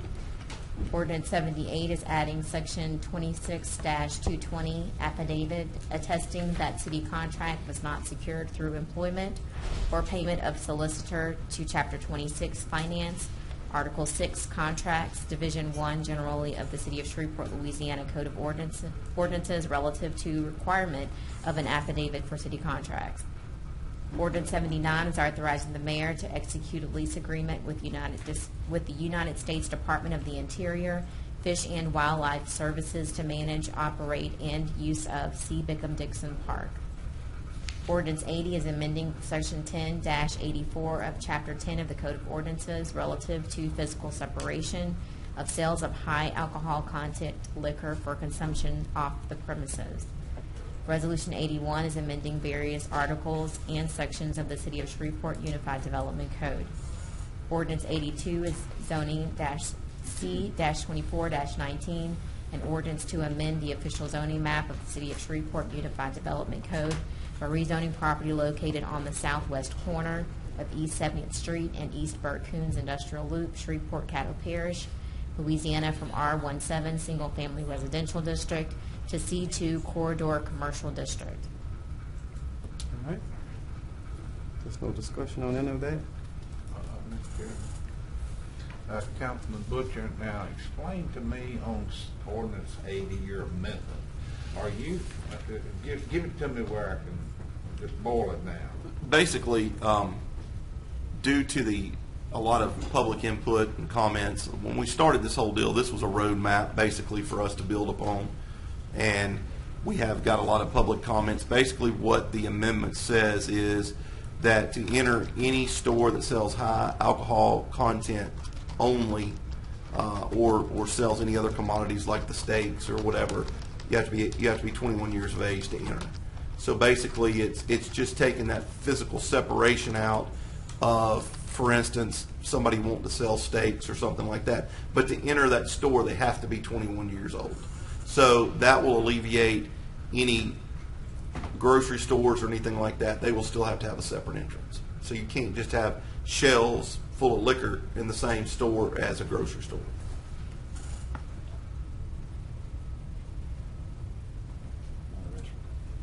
Well, Texas, the state of Texas has H-E-B groceries, and in that grocery store they have a section with no door, but it is a section of hard, liquor. Well, we have that across the river too. Bossier City has the same exact thing. I don't understand why we would make one business have an advantage over another business. Councilman, basically I talked to several other council members, and I think that the only way that we can get this physical separation at least remedied a little bit is to do it like this. I don't know if we have the votes to not do it like this. The concerns that we're hearing is every dollar store in Shreveport will start carrying liquor, and children will be able to get it off the shelves. Like I said in the Public Safety Committee meeting today, this was a building block that was sent to us by the Shreveport Police Department. Of course, we're going to go with what the Shreveport Police Department tells us, but from what we're getting feedback is that people still want that separation. So this now, though, at least gives stores the opportunity to be able to sell something besides just hard liquor. If they want a meat and cheese store, they want to, at least we're able to do that. But the people that enter it have to be 21 years of age. So. Right, and the camera that we talked about, and that doesn't have anything to do with it. That's Councilman Nicholson's. Yeah, that is a separate ordinance. Separate ordinance. Yes, sir. If there's nothing further, Mr. Thompson, do we have any tabled legislation to be removed from the table today? Not that I'm aware of, Mr. Chairman. We have one property standards appeal that we've already discussed. There are no ABO appeals today. There are no MPC or Zoning Board of Appeals tomorrow. Are there any other appeals, Mr. Thompson? No, sir. Are there any reports from officers, boards, and committees? Will there be a clerk's report? Yes, sir. Okay. And finally, excuse me. Mr. Vice Chairman. Chairman, I would like to report from the Public Safety Committee meeting today. We had a very constructive meeting. The school board was there. We spoke about the $75,000 for crossing guards. I feel like we got somewhere. There were, I want to say 5 or I think Mr. Settle probably knows the exact number. Seven school board members there. And 7 school board members, and there also was the superintendent and the director of security. So I feel like we had a very productive meeting. I think that the police chief presented a very good list of non-essential crossing guards that will eliminate almost $71,000 in yearly expenditures to the city. And I didn't see any school board members that really balked on that. So I applaud the work that the administration's done on this and the police chief, and I'm glad that the school board was there to start this conversation. So I want to go on the record in front of this body and tell everyone that I don't believe that any child will be in danger in Shreveport because of a lack of crossing guards. We are very diligently working with the school board to make sure that our children are protected. Thank you. Thank you, Councilman. We have an executive session scheduled for tomorrow concerning the Chairman. Excuse me, Mr. I do have a note. Yes, sir. I have a question. Ms. Jones, the bond attorney, did you intend for the public notice to be read today or tomorrow? Is tomorrow appropriate? Okay. Tomorrow. Tomorrow, we will read a public notice concerning the proposed upcoming bond election that must be read. Yeah, thank you, Mr. Thompson. Our executive session for tomorrow concerns the Haven Property Owners Association Incorporated versus the City of Shreveport, suit number 610530, First Judicial District Court of Caddo Parish, Louisiana. If there's nothing else, this